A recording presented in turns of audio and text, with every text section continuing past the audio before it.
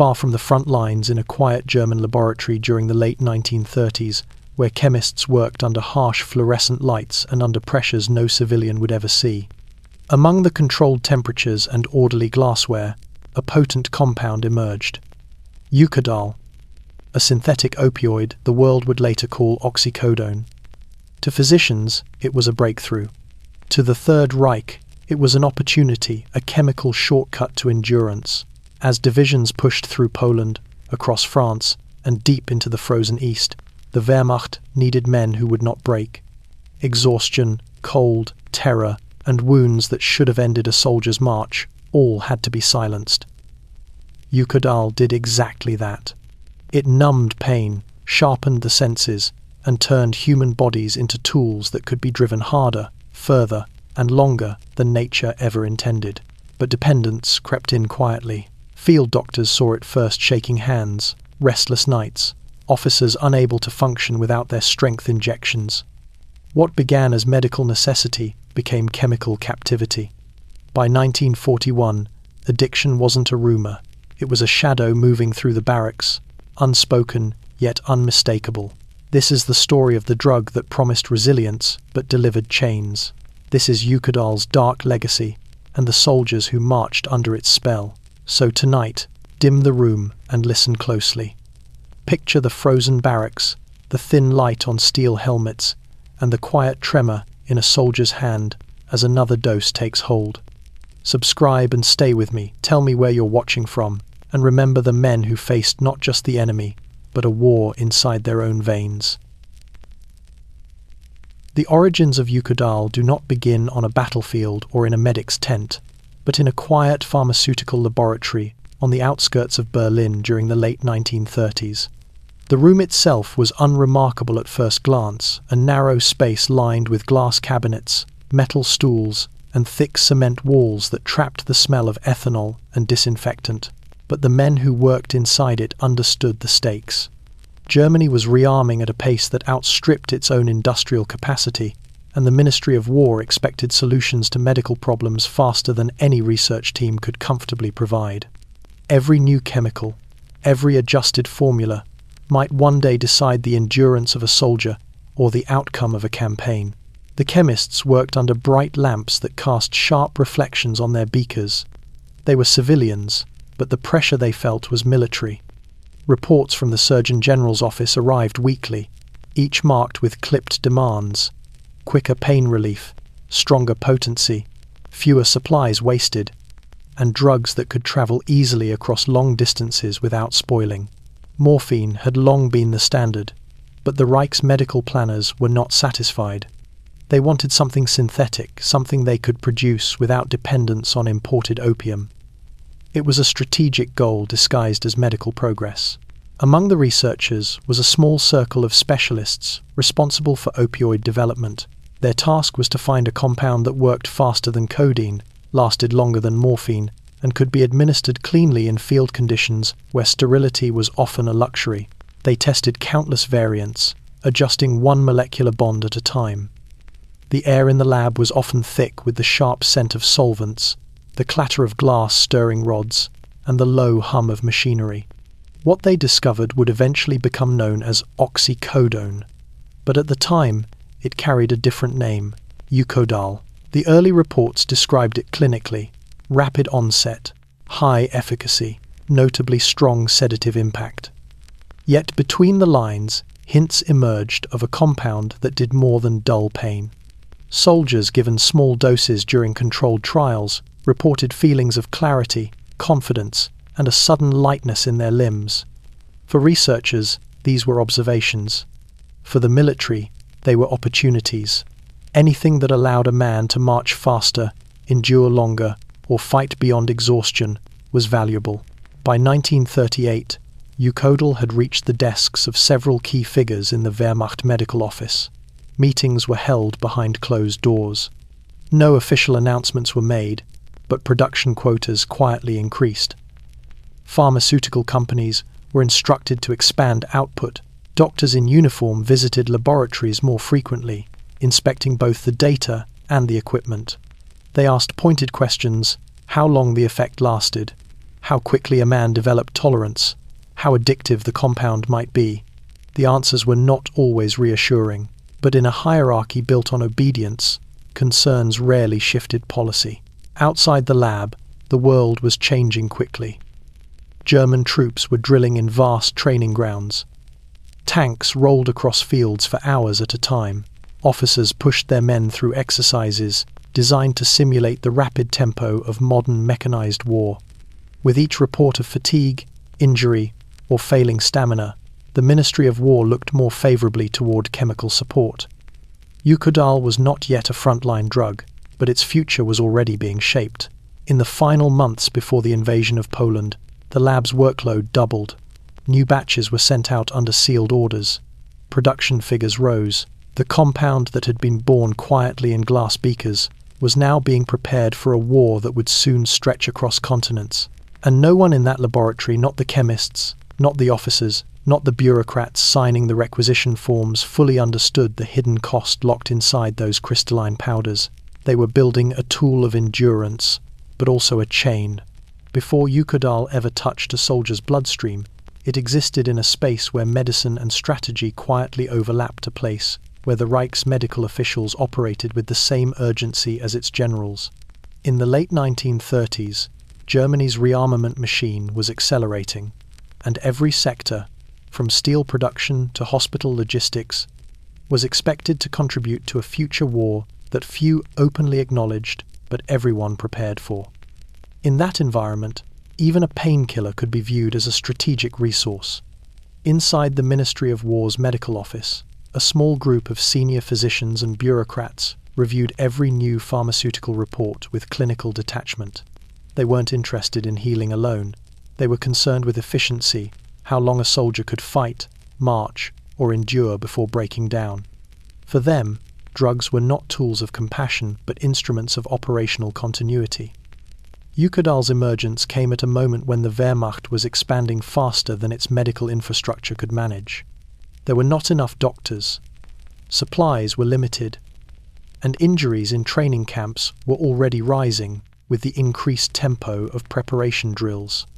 Morphine, reliable as it was, came with logistical vulnerabilities. Supplies depended on politically unstable trade routes. The Reich could produce synthetic stimulants like Pervitin in enormous quantities, but its pain management still relied heavily on raw opium. The ministry wanted independence not as a matter of ethics, but as a matter of strategy. And so, a synthetic opioid like Eukodal immediately attracted interest. It promised freedom from foreign suppliers, steady production lines, and predictable potency. More importantly, early lab reports suggested it could offer stronger pain suppression with lower volumes. To commanders focused on mobility and speed, this mattered. Meetings began quietly. Representatives from pharmaceutical firms were brought into conference rooms where military doctors laid out their needs plainly. Drugs that could be transported easily, stored for long periods, administered quickly, and relied upon in harsh conditions where field hospitals were often nothing more than canvas tents and wooden tables. Eukodal's ampoules fit neatly into medical kits. Its crystalline powder dissolved rapidly. It acted fast, sometimes too fast, but in the eyes of officials under pressure to prepare the Wehrmacht for rapid, far-reaching campaigns, speed was a feature, not a warning. By 1939, key figures in the medical office had begun framing Eukodal not as a supplement, but as a potential force multiplier. They studied reports from early users, officers recovering from injuries, soldiers in controlled trials.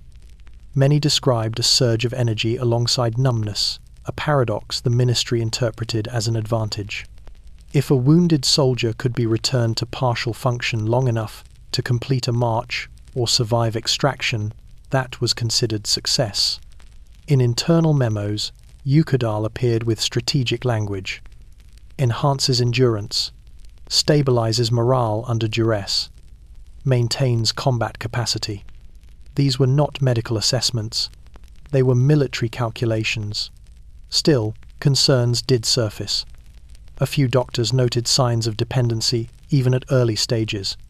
Complaints of restlessness, difficulty sleeping, and repeated requests for renewed doses appeared in small footnotes.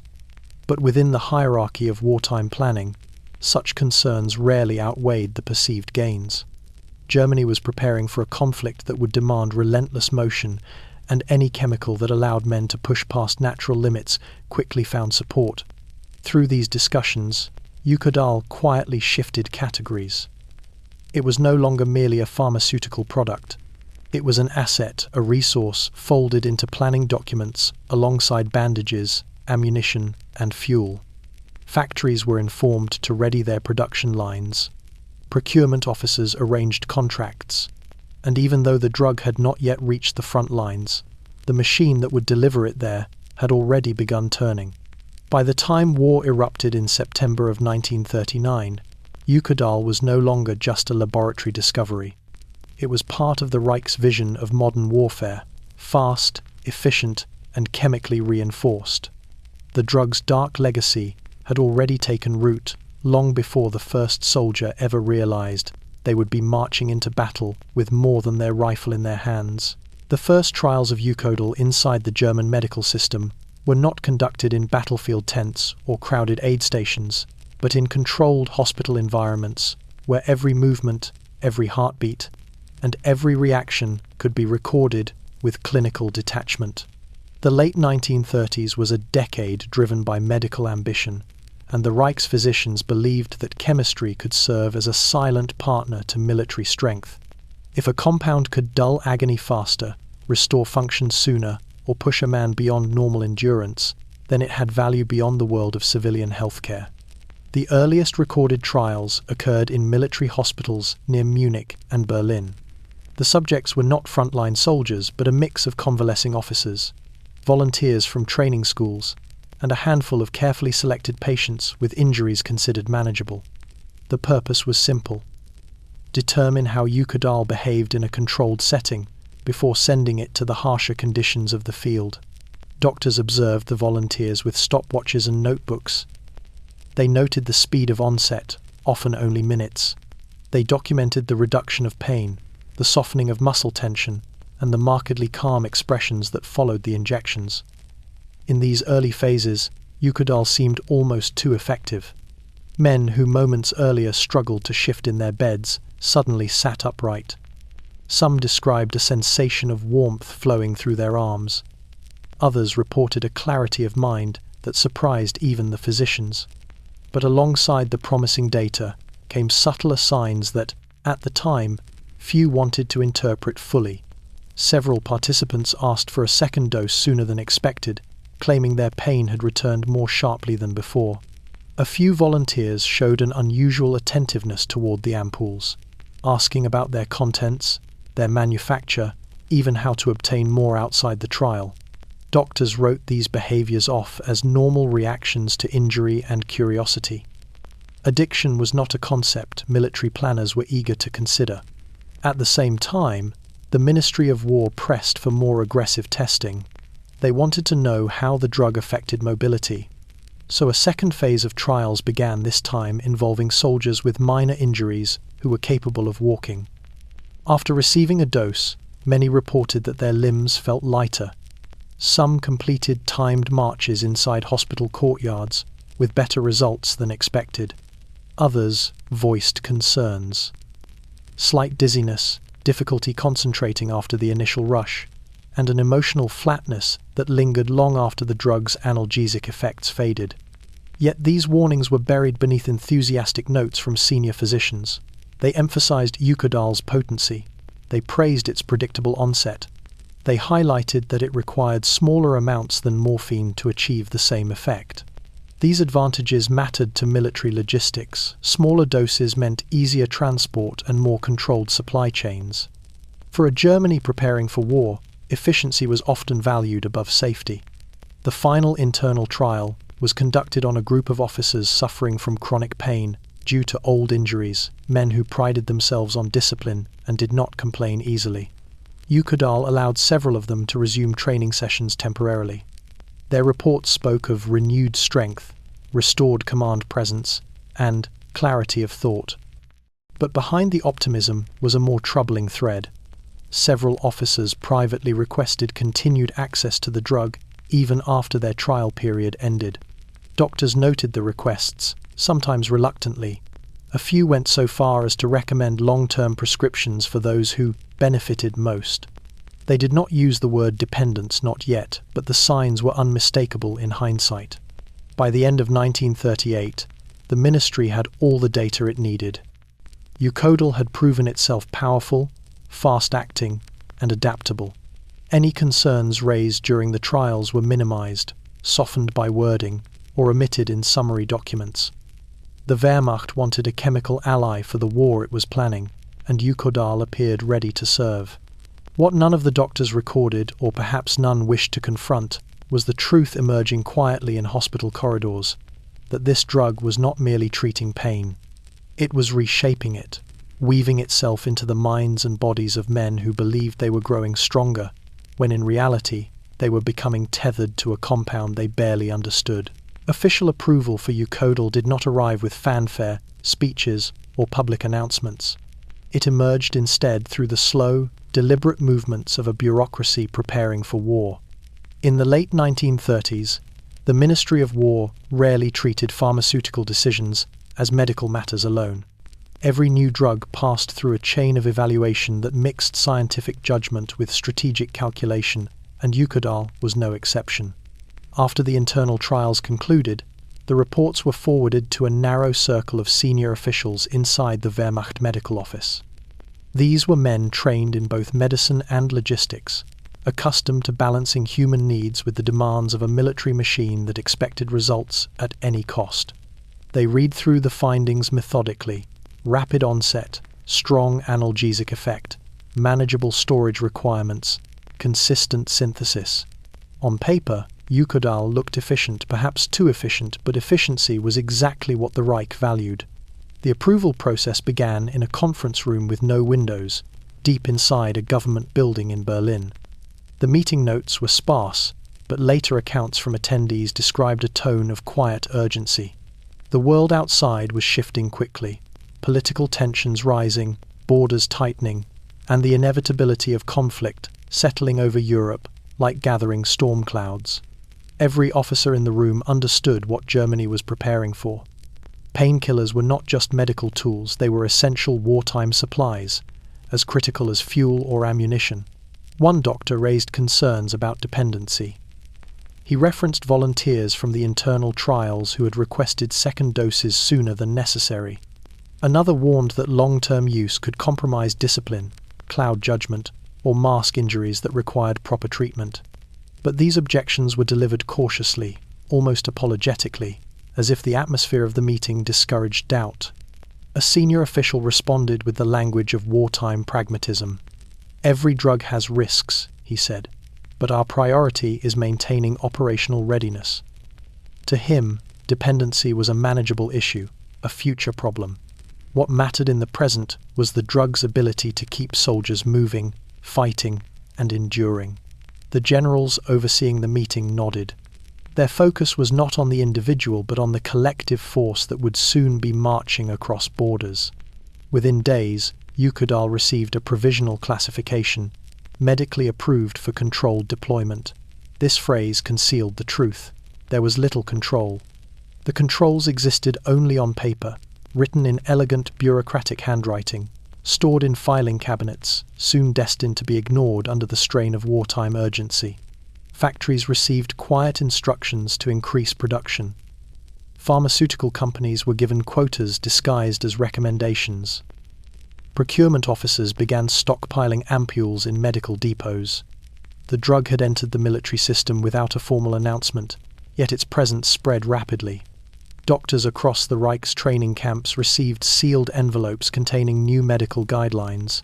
These documents outlined how and when Eukodal should be administered to the wounded, the severely fatigued, and those whose pain might compromise mobility. The guidelines were outwardly cautious, but beneath their measured phrasing lay a dangerous omission. They did not address frequency, long-term effects, or oversight. The ministry's silence on these matters was not accidental. It was strategic. The Wehrmacht medical office understood that war would produce more injured men than any system could handle, They needed a drug that could push soldiers beyond the limits of nature. Eukodal offered that possibility. Its risks, as noted by a handful of concerned physicians, were largely dismissed as acceptable collateral. Meanwhile, military planners added Eukodal to their logistical charts. It appeared beside gauze, antiseptics, and morphine, marked with a small symbol indicating high priority. To them, the drug was simply another tool in the vast machinery being constructed for the war to come. By the early months of 1939, the ministry's approval was complete. It was quiet, understated, and largely unrecorded, yet profoundly consequential.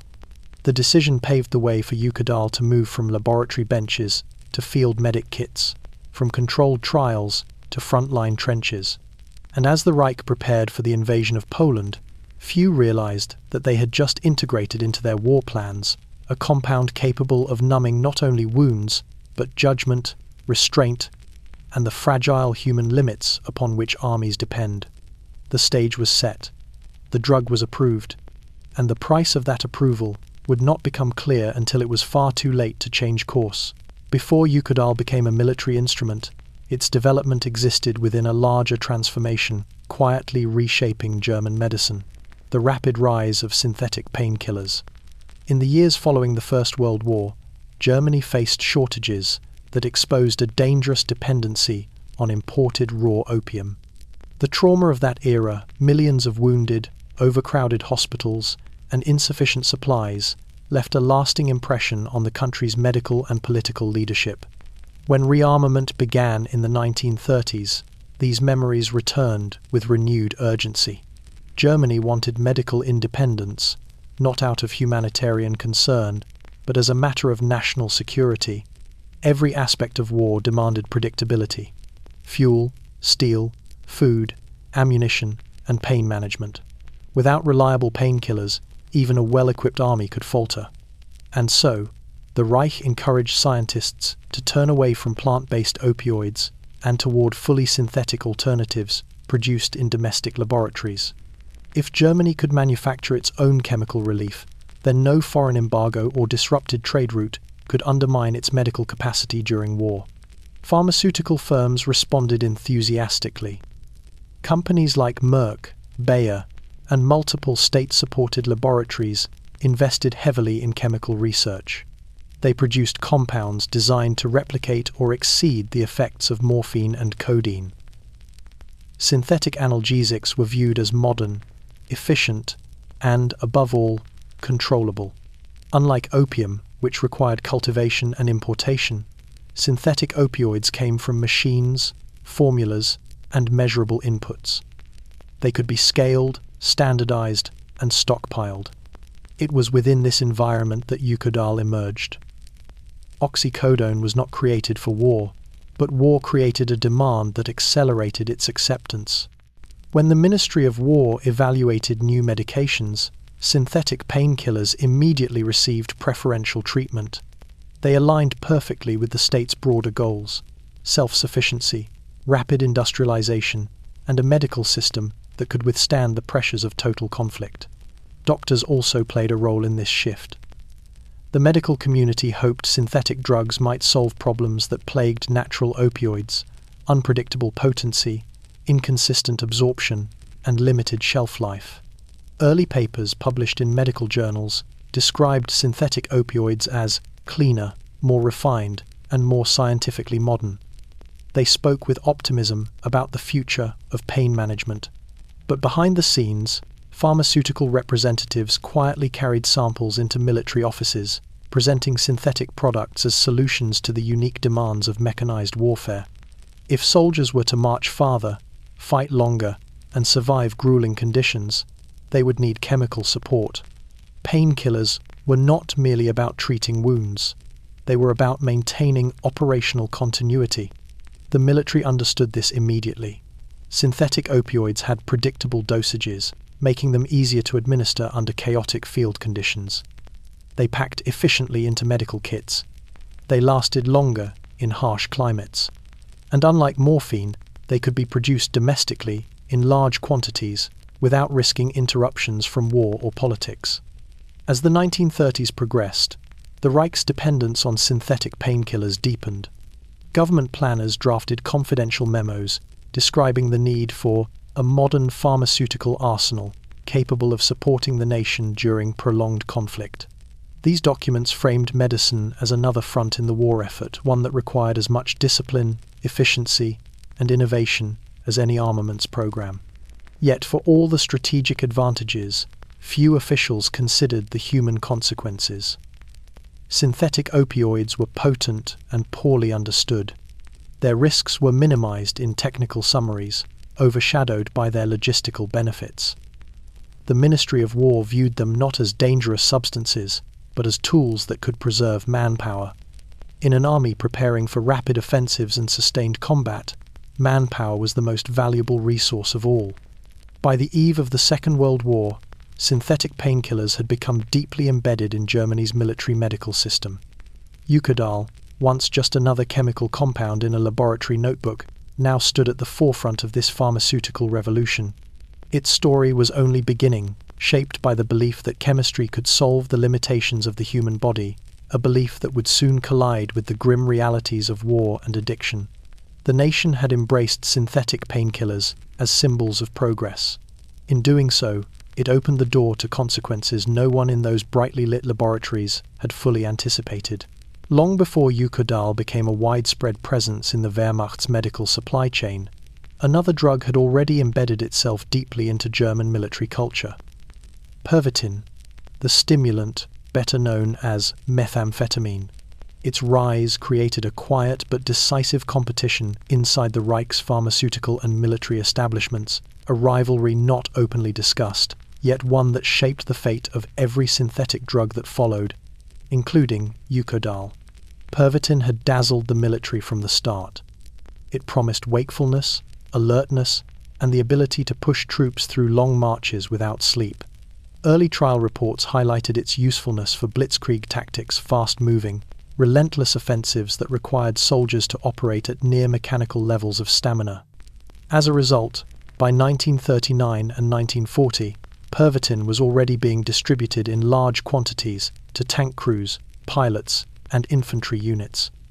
It became the chemical fuel of rapid warfare. But behind the success of Pervitin lay a growing unease among military medical officers. Stimulants could keep men awake, but they did nothing to treat pain. They masked exhaustion, but they did not resolve injuries. In fact, they often made soldiers push themselves beyond the limits of safety, leading to collapses, fractures, and physical deterioration once the effects wore off. Quietly, a new question emerged within the Ministry of War. If stimulants carried such risks, shouldn't there be a counterpart capable of managing the consequences? This is where Eukodal entered the conversation not as a replacement for Pervitin, but as an answer to the damage stimulants created. The rivalry between the two drugs was subtle but real. Different factions within the medical and military hierarchy supported each substance for different reasons. Advocates of Pervitin were usually tied to operational planning, believing stimulants enabled rapid mobility essential to early war strategy. Supporters of Eukodal were often physicians, focused on the aftermath, the broken bones, torn muscles, and psychological strain incurred by soldiers pushed too hard for too long. Meetings between these factions displayed this divide clearly. Reports detailed the exhaustion of units operating on sleepless schedules, but just as many described the difficulty of treating injured men with inadequate pain management. Commanders wanted troops who did not tire. Doctors wanted to prevent men from collapsing under untreated suffering. Both saw chemical solutions, but each favored a different direction. Pharmaceutical companies capitalized on this tension. Firms producing stimulants emphasized speed and endurance. Firms promoting opioids promised reliability and pain control. Both industries understood that military adoption meant enormous profit and political favor. Brochures, studies, and carefully prepared presentations flowed into military offices, each highlighting the advantages of their respective drugs while minimizing the risks. As the competition intensified, the medical office quietly updated its internal classification of essential wartime pharmaceuticals. Pervitin and Eukodal were listed side by side, each marked with a different symbol indicating its primary purpose. This was no accident. The Reich understood that war was not merely about advancing, it was also about sustaining. Stimulants got troops into battle. Opioids kept them functioning after they had been wounded, frozen, or battered by relentless operations. Yet the rivalry had a darker consequence. It created a blind spot. Each drug's supporters highlighted only the strengths of their favored substance, while dismissing or downplaying the dangers. No unified oversight committee examined the combined effect of distributing both powerful stimulants and potent opioids across the army. One drug encouraged soldiers to exceed their physical limits. The other promised to quiet the inevitable pain that followed. Together, they formed a chemical cycle of overexertion and suppression, a pattern that would haunt countless soldiers as the war dragged on. During briefings on Eastern Front preparations, some medical officers warned that a chemically sustained army carried inherent risks. But these warnings were overshadowed by the demands of strategy. Blitzkrieg required speed. Long campaigns required endurance. The idea that Germany had found modern chemical tools to meet both needs was intoxicating to planners who believed technology could bend the human body to the objectives of the state. By the time Eukodal reached widespread distribution, the rivalry with Pervitin had already shaped its role within the Wehrmacht. It was not seen as a danger, but as a necessary counterpart, the drug that would keep the machine running after the stimulant wore off.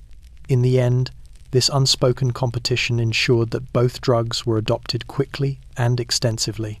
It also meant neither was scrutinized with the caution it deserved. Eukodal would soon prove that the cost of suppressing pain was far greater than any planner in Berlin had imagined, especially when the entire military apparatus had already been primed to ignore the warning signs. The turning point for Eukodal's military future was not a conference, a field report, or a dramatic medical breakthrough. It was a memorandum 8 pages long, typed in formal German script, stamped with the insignia of the Wehrmacht Surgeon General's office, and circulated discreetly among high-ranking medical and logistical officers in early 1939. Few documents carried as much weight with so little public visibility. Inside its carefully structured paragraphs, Eukodal's fate as a wartime asset was effectively sealed. The memorandum began with a clinical tone. It summarized the results of the internal trials, listed Eukodal's chemical properties, and compared its performance to that of morphine and codeine. But beneath the language of scientific evaluation, the intention of the document was unmistakable. The Surgeon General emphasized the drug's tactical utility, a phrase that appeared multiple times throughout the report. He noted its rapid onset, its compact storage requirements, and its ability to restore functional capacity in soldiers experiencing severe pain. This phrasing signaled something deeper. The focus was not on treating injury, but on preserving manpower. The memorandum contained several key recommendations. The first proposed integrating Eukodal into standard medical kits issued to battalion-level medical officers. The second advised that field hospitals maintain a reserve stock specifically for cases in which injured men needed to be stabilized or transported quickly under combat conditions. The third, and perhaps most telling, recommended further observation of Eukodal's psychological effects, particularly its impact on morale and perceived stamina. This final point revealed the shift underway inside the medical hierarchy. The leadership was no longer thinking solely in terms of physiology, but of battlefield efficiency. If a soldier with a shattered ankle could remain calm long enough to be moved without raising panic among his comrades, that had strategic value. If an officer wounded during an assault could retain clarity long enough to pass orders before collapsing, that, too, mattered. Yet buried in the memorandum were early signs of a growing problem. Several trial physicians reported notable increases in repeated requests for Eukodal from volunteers long after their injuries had healed. Others documented restlessness, irritability, and difficulty sleeping among subjects who had received the drug over consecutive days. These findings were not ignored, but they were framed as manageable concerns rather than warnings. The Surgeon General's language reflected the mindset of a military preparing for war. He acknowledged the potential for dependency but argued that no pharmaceutical solution is without risk and that wartime conditions necessitate prioritizing immediate operational capability. In civilian medicine, such a statement might have raised controversy. In the Reich's militarized environment, it was accepted without resistance. Once the memorandum circulated through the relevant departments, the machinery of implementation began almost immediately. Procurement officers drafted new requisition orders. Factories adjusted their output schedules. Medical instructors received updated training materials. Even before an official directive was issued, the military apparatus had already begun treating Eukodal as a standard supply item. What made the memorandum particularly dangerous was its tone of authority. When the Surgeon General endorsed a drug, lower-ranking physicians rarely felt empowered to question it. Even those who harbored concerns about dependency found themselves constrained by hierarchy and wartime expectations. With Germany mobilizing rapidly, few dared to contradict a directive tied so closely to national strategy. By the time the invasion of Poland loomed, Eukodal was firmly embedded in the Wehrmacht's medical planning.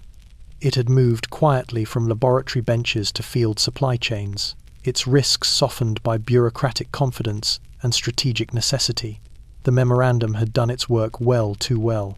In the years to come, countless soldiers would receive doses of the drug described in those measured, carefully typed pages.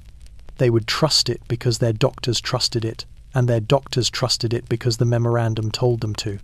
The document promised strength, endurance, and efficiency. It never mentioned the costs that would follow. The integration of Eukodal into the Wehrmacht did not unfold through public directives or open medical discourse. Instead, it entered the German military under a cloud of intentional silence. In the late 1930s, secrecy was not simply a habit of the Reich, it was a governing principle. Everything from troop movements to armament production to medical experimentation was conducted behind locked doors, under stamped papers, and within a strict hierarchy of need-to-know clearance.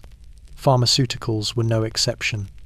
Inside the Ministry of War, Eukodal was classified under a category reserved for operationally sensitive medical substances.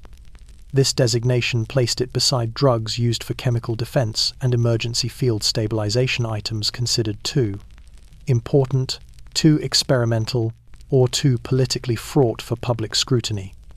Once classified, Eukodal's circulation became tightly controlled through internal codes rather than public medical registries. Doctors who received it signed forms acknowledging confidentiality. Pharmacies supplying it for military use were instructed to list production under generic chemical identifiers rather than brand names. The secrecy served multiple purposes. Officially, it was framed as a way to prevent enemy intelligence from learning about advancements in German military medicine. But the more immediate reason was simpler. The drug's risks, uncertainties, and untested wartime implications made transparency inconvenient. If Eukodal's side effects became known to wider civilian medical circles, questions would arise, questions the military had no time, patience, or desire to answer. Field surgeons and battalion medics received instructions in plain envelopes marked with the seal of the medical office. Inside were dosage guidelines, storage requirements, and terse warnings printed in small text. For professional use only. Discussion outside approved channels prohibited. Even the word opioid rarely appeared. Instead, documents used technical phrasing, analgesic preparation, compound, no, 314, or surgical field adjunct. These layers of language insulated the drug from public understanding and from accountability. The secrecy extended to the reports returning from the field. Medics were encouraged to record the drug's effects accurately, but their reports were routed through a filtration system in which higher-ranking physicians summarized, edited, or discarded information that did not align with strategic needs. If a battalion doctor noted signs of dependency, the report might be labeled non-essential detail. If a surgeon described emotional instability following repeated doses, the notation might be softened to temporary psychological fatigue. By the time the data reached high command, Eukodal appeared cleaner, simpler, and safer than it truly was. This culture of secrecy also shaped how soldiers perceived the drug. Many received injections without ever knowing what they were being given. Medics rarely explained its composition. Officers rarely asked. In the hierarchy of war, orders were followed, not debated. A syringe meant relief. Relief meant survival. Beyond that, few questioned the source. The drug was seen as another instrument of the military machine, impersonal, efficient, and unquestionable. Ironically, secrecy made Eukodal appear more trustworthy. Because it arrived through official channels, carried by trained physicians, and wrapped in the authority of wartime necessity, soldiers assumed it was safe. Their trust was not based on knowledge, but on the silence around it. What was never discussed could never be doubted. Within the administration, secrecy also protected reputations. High-ranking medical officers avoided the risk of professional scrutiny. Pharmaceutical companies avoided comparisons with civilian medical standards. And the Reich preserved the illusion that its military operated with scientific precision, even as it introduced a potent, addictive drug into the bloodstream of its fighting forces. By the eve of the war, Eukodal existed within the Wehrmacht as a quiet, constant presence in supply depots, medical kits, and field hospitals, yet absent from public knowledge. Its risks were hidden. Its presence was sanitized. Its future impact was ignored. The silence surrounding the drug was not accidental, it was engineered. And as Germany prepared to unleash its armies across Europe, that silence ensured no one outside the inner circle understood what was coming. A wave of chemical dependency seeded long before the first shots of war were fired. As Germany prepared for war in the late 1930s, mobilization became an enormous logistical operation involving every ministry, factory, and supply depot in the Reich. Trains rolled through the night, factories expanded production lines, and warehouses filled with everything the Wehrmacht would need for a conflict expected to be fast and decisive. Among the uniforms, ammunition crates, rations, and fuel drums, another category of material grew quietly and steadily: medical stockpiles. And within those stockpiles, Eukodal began to take up more and more space. Mobilization was not simply the gathering of men, it was the gathering of everything necessary to sustain them. Planners understood that an army could march only as far as its supplies allowed. They tracked not just bullets and boots, but also bandages, antiseptics, disinfectants, and painkillers. The memory of the First World War lingered heavily in every logistical calculation. The shortages of morphine during that conflict had created desperate conditions in field hospitals, leaving surgeons struggling to operate with insufficient means to manage pain. The Reich had sworn never to repeat that mistake. Thus, the Ministry of War gave unprecedented priority to pharmaceutical production. Entire warehouses were designated for medical supplies alone. Stacked wooden crates, labeled with coded identifiers, some for public medicines, others for classified compounds, lined the floors of vast storage halls. Inside these crates, ampoules of Eukodal were packed in insulated boxes, each surrounded by cotton padding to protect the fragile glass. Early in the mobilization process, the quantities were modest. But as Germany's military ambitions expanded, the numbers grew. Logistics officers were instructed to ensure reserves of pain management compounds equal to projected casualty rates for the first 3 months of conflict. This projection was optimistic, based on the assumption that rapid offensives would minimize prolonged fighting. Still, even optimistic estimates required enormous quantities of analgesics. Pharmaceutical firms accelerated production, working 3 shifts around the clock. Their factory chimneys became as much symbols of rearmament as the steelworks and munitions plants. The army medical depots, positioned strategically across Germany, received shipments by train. Clerks catalogued them meticulously, recording batch numbers, expiration dates, and intended destinations. While morphine and codeine still appeared at the top of supply lists, Eukodal shipments grew disproportionately. Internal memos from the medical office recommended building a chemical reserve of synthetic opioids large enough to survive disruptions in transport, industrial sabotage, or material shortages. To the planners, the numbers made sense. Eukodal promised stronger, faster relief in smaller doses than morphine. Smaller doses meant more efficient storage and easier transport, especially in the cramped medical kits carried by frontline medics. Its synthetic nature meant Germany did not have to rely on imported raw opium, a strategic advantage given the growing likelihood of blockades and trade restrictions once the war began. Outside the warehouses, troops were being mobilized at a frantic pace. Recruits filled training grounds, learning to march, shoot, and maintain equipment. Tank divisions assembled. Aircraft mechanics prepared squadrons. Amid this massive mobilization, few gave thought to the boxes of medical supplies quietly accumulating in depots. Yet these supplies would shape the war as much as fuel or ammunition. The ability to treat pain would determine how many soldiers could return to the line, how many could be stabilized long enough to survive transport, and how many could maintain morale under brutal conditions. But within the medical office, a small group of officers understood that building stockpiles was only part of the challenge. Distribution during wartime would be chaotic, unpredictable, and vulnerable to mismanagement. They knew that if Eukodal reached the front in uncontrolled quantities, it could become a danger as much as a resource. Still, warnings were subdued. The momentum of mobilization left little room for caution. When trains were being loaded with everything from artillery rounds to field kitchens, no one wanted to slow the process by debating the ethical implications of a new opioid. By the summer of 1939, the stockpiles were complete. Crates of Eukodal sat ready in depots from the Rhineland to East Prussia. They waited in silence, untouched but inevitable, destined to follow the soldiers wherever the war would take them. The mobilization had achieved its goal.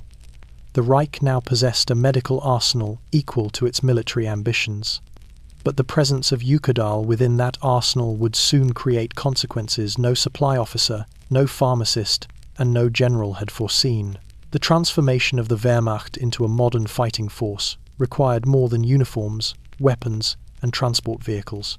It demanded bodies, tens of thousands of them, conditioned to endure long marches, heavy loads, sleepless maneuvers, and the physical shock of mechanized warfare. In the late 1930s, Germany's training grounds were filled with recruits pushed through schedules designed to simulate the relentless tempo that planners envisioned for the coming conflict. The philosophy was simple: break men now, so they would not break later. Training began before sunrise. Recruits rose from barracks, still smelling of damp wool and disinfectant. They ate quickly black bread, thin coffee, occasionally sausage, then assembled under the sharp eyes of their instructors. Drill sergeants, many of them veterans of the First World War, carried memories of trenches and mud that never left them. Their teaching methods reflected this. They barked orders with a grim urgency, aware that the next war would demand speed, endurance, and absolute discipline. Marches stretched across forests and farmlands, often lasting 10 or 12 hours. Packs were heavy, boots wore down quickly. Blisters turned to raw wounds, but the pace did not slow. When recruits staggered, they were shouted back into formation. The message was repetitive and unyielding. Pain was temporary, victory required sacrifice, and the German soldier must be stronger than his enemy. But physical conditioning came at a cost. By the time recruits reached the final weeks of training, exhaustion was everywhere visible in shaking hands, darkened eyes, and the quiet groans of men trying to rise from their bunks. Sickness spread quickly in close quarters. Muscle strains, stress fractures, and untreated injuries accumulated. Military doctors treated what they could, but the volume of cases overwhelmed them. Some recommended slowing the pace of training or adding recovery days. These suggestions rarely reached high command, and when they did, they were dismissed as unnecessary softness. It was during this period that Eukodal first entered the training environment. At the beginning, its use was limited and cautious. Medics administered small doses to recruits suffering acute pain. Twisted ankles, severe cramps, or injuries sustained during live-fire drills. The drug worked quickly, and word spread among the ranks. Men who had been doubled over minutes earlier returned to formation, their movements steady and their expressions almost serene. To drill instructors, this seemed like proof of discipline. They did not ask why the change was so dramatic, nor were they encouraged to. Some medics were uneasy. Eukodal seemed almost too effective. The recruits who received it returned with a focus that bordered on unnatural. Their breathing steadied. Their posture straightened. A few even volunteered for additional drills after their scheduled training had ended for the day. These reactions impressed instructors, but disturbed those who noticed the deeper pattern.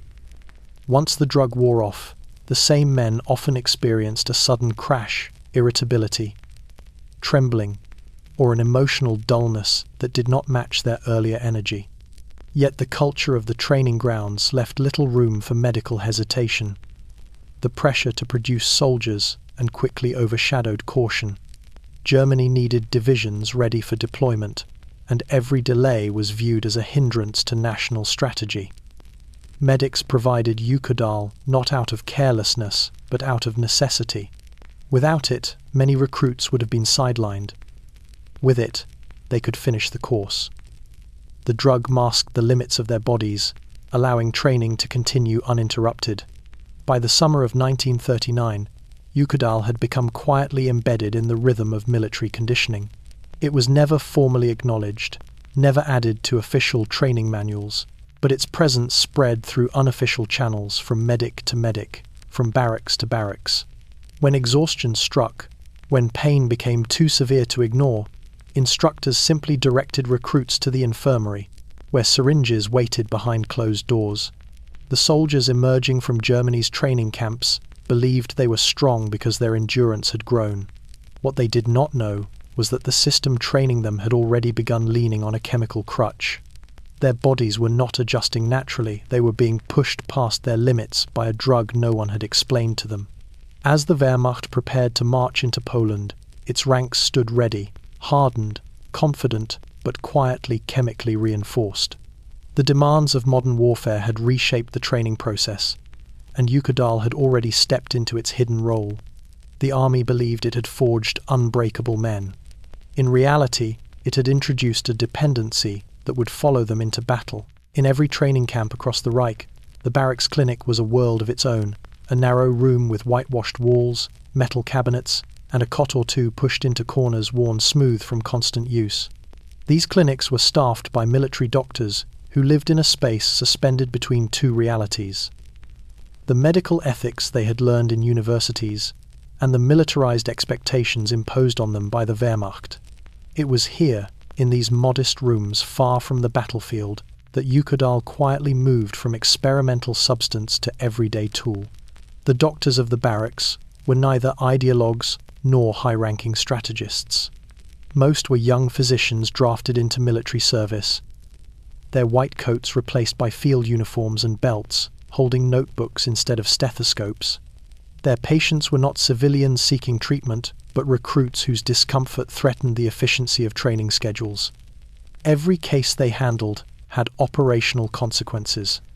A recruit who could not march meant one less man ready for deployment. A trainee who failed a drill due to injury meant lost time. Medical care was not about healing, it was about maintaining momentum. The daily rhythm of the clinic was predictable.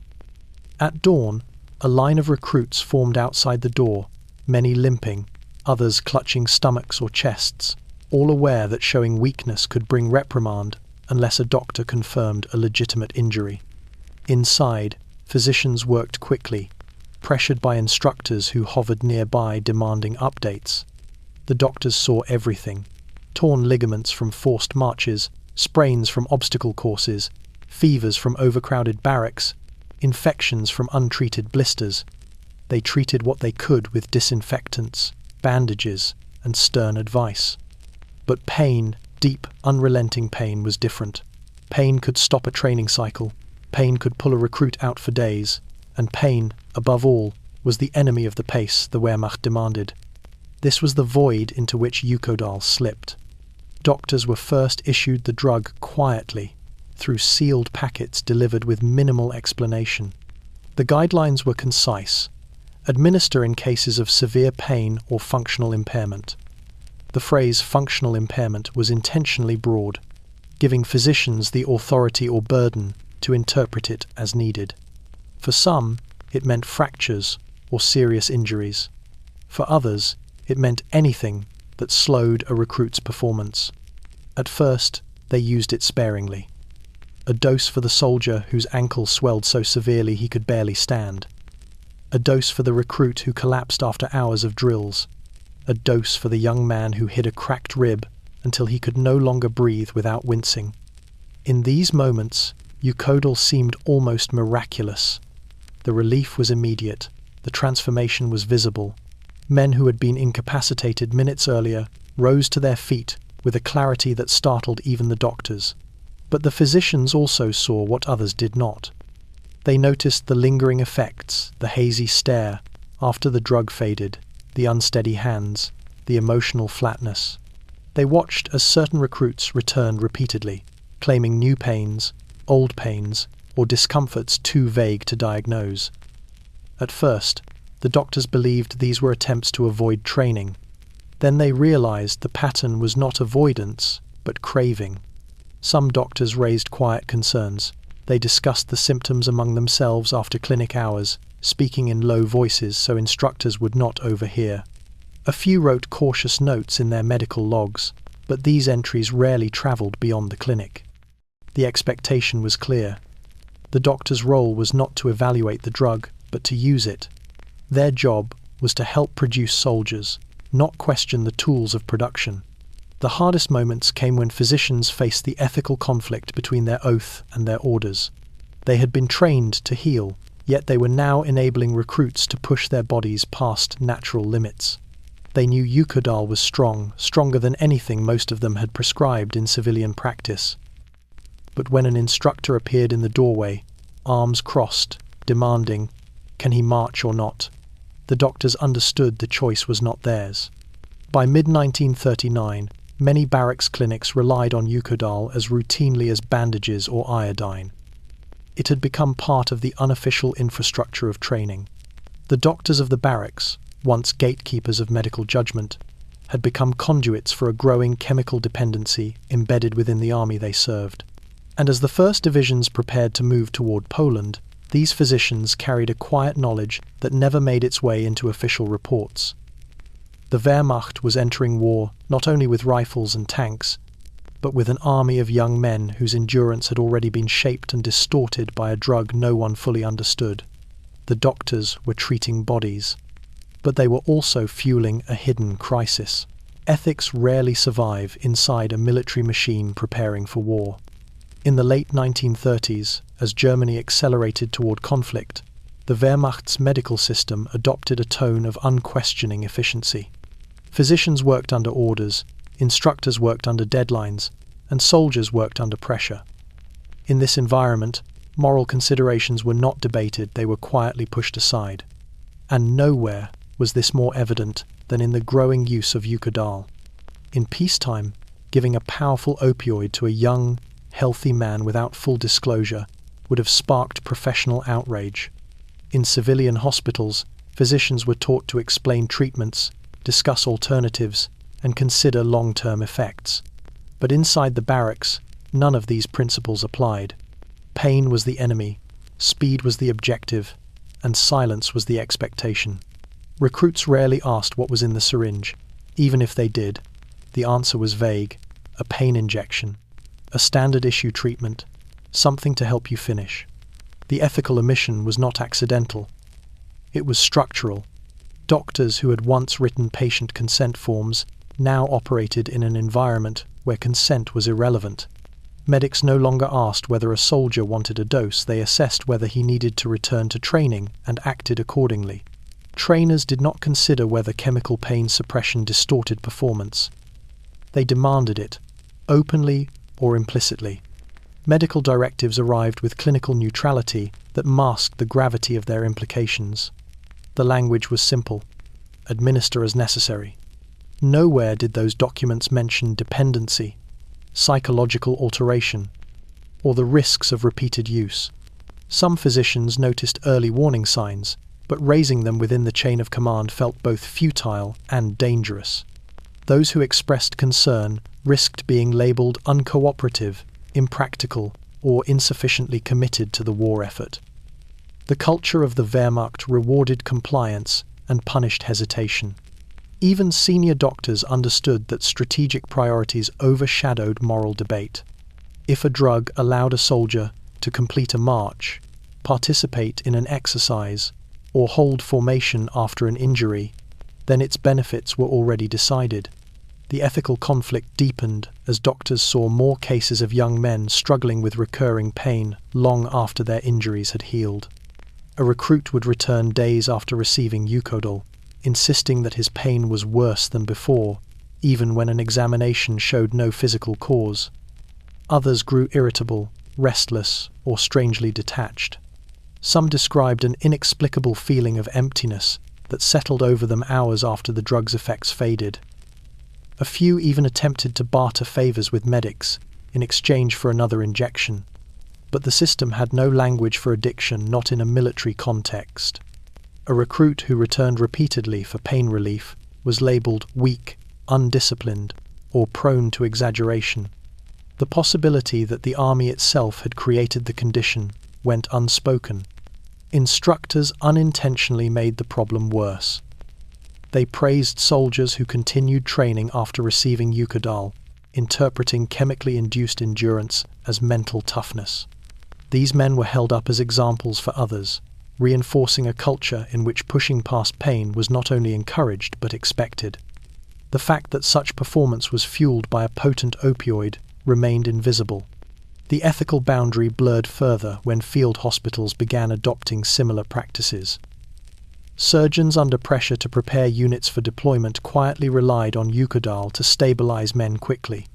A soldier recovering from a fractured rib might receive repeated doses, not because it was medically necessary, but because his unit was scheduled to depart in 2 days. The priority was always the same: readiness over recovery. Yet even the doctors most uneasy about this practice rarely refused to comply. They understood the hierarchy in which they worked. Ethics were personal, orders were institutional, and in a military culture where disobedience carried consequences, personal ethics often yielded to institutional demands. By the outbreak of the war, the ethical framework surrounding Eukodal had fully collapsed. Soldiers trusted their doctors, doctors trusted their orders. Command trusted the memoranda that praised the drug's efficiency. And beneath this chain of trust lay a growing crisis that no one acknowledged. The ethics no one discussed would become the consequences everyone suffered. Behind every division of the Wehrmacht, marching toward the borders in 1939, stood an intricate logistical network, a system built to feed men, fuel tanks, and maintain an army in motion. But within this web of supply lines and storage depots was something new, subtle, and rarely discussed outside medical channels: the distribution system for military-grade pharmaceuticals. Germany was not simply preparing a mechanized army, it was preparing a chemical one. To support the rapid offensives envisioned by High Command, the Wehrmacht needed a reliable flow of painkillers to stabilize wounded soldiers and keep units operational. Logistics officers, accustomed to calculating quantities of ammunition and rations, now had to add Eukodal, morphine, antiseptics, disinfectants, and medical kits to their ledgers. These supplies had to arrive with the same precision expected of fuel and artillery shells. The task was enormous. Warehouse managers received sealed crates labeled only with coded identifiers. Many had no idea what the contents were. Their orders were simply to stock, track, and ship. Inside those crates, thousands of glass ampoules glinted under dim lights, each cushioned in cotton, each representing the potential to keep a soldier standing or to push him further into chemical dependence. The distribution plan unfolded in tiered layers. At the national level, central depots in Berlin, Frankfurt, and Breslau held the majority of wartime medical reserves. From there, supplies were shipped to regional depots closer to staging areas. These depots then delivered shipments to corps-level medical stations, which finally resupplied battalion medics and field hospitals. Every step depended on rail transport. Trains designed to carry ammunition and uniforms now carried crates of Eukodal as well. Conductors followed timetables that left little room for delay. Railway workers loaded wagons under orders not to inspect the freight too closely, an additional layer of secrecy that prevented unwanted questions. The quantities were staggering. According to internal memos, the Wehrmacht aimed to supply each infantry division with enough painkillers to manage projected casualties for the first 48 hours of intense combat. Beyond that, the assumption was that captured territory would provide space to set up forward medical stations where new shipments could be received. That optimism would later prove costly on the Eastern Front. For now, however, the system worked smoothly. Medical officers attached to each division received sealed supply lists. Eukodal appeared under its chemical designation rather than its trade name, making it indistinguishable to anyone unfamiliar with pharmaceutical codes. Instructors trained medics to recognize the ampules by shape and color, reinforcing the drug's clandestine identity. But while logistics officers tracked inventory on paper, they did not track its use. Once the boxes left the depots and reached frontline units, accountability dissolved. No one monitored how frequently the drug was administered. No one calculated how many doses a single soldier received during training or after deployment. No one anticipated shortages from overuse, nor surpluses resulting from cautious medics avoiding the unknown. This lack of transparency created two silent dangers. First, it allowed dependency to spread unnoticed. A soldier could receive multiple doses across training and combat without any physician realizing the cumulative effect. Second, the absence of oversight meant that Eukodal's availability depended entirely on the competence and judgment of individual supply officers. In some units, the drug was abundant. In others, it arrived sporadically or not at all. These inconsistencies created unpredictable patterns of chemical reliance across the army. Some logistics officers did raise concerns. A few questioned why a synthetic analgesic one, still poorly understood, was being stockpiled in quantities rivaling morphine. Others warned that distributing a drug this potent without strict controls could create long-term problems, but as with earlier warnings, their concerns were drowned out by the demands of military efficiency. The Reich did not want a debate, it wanted results.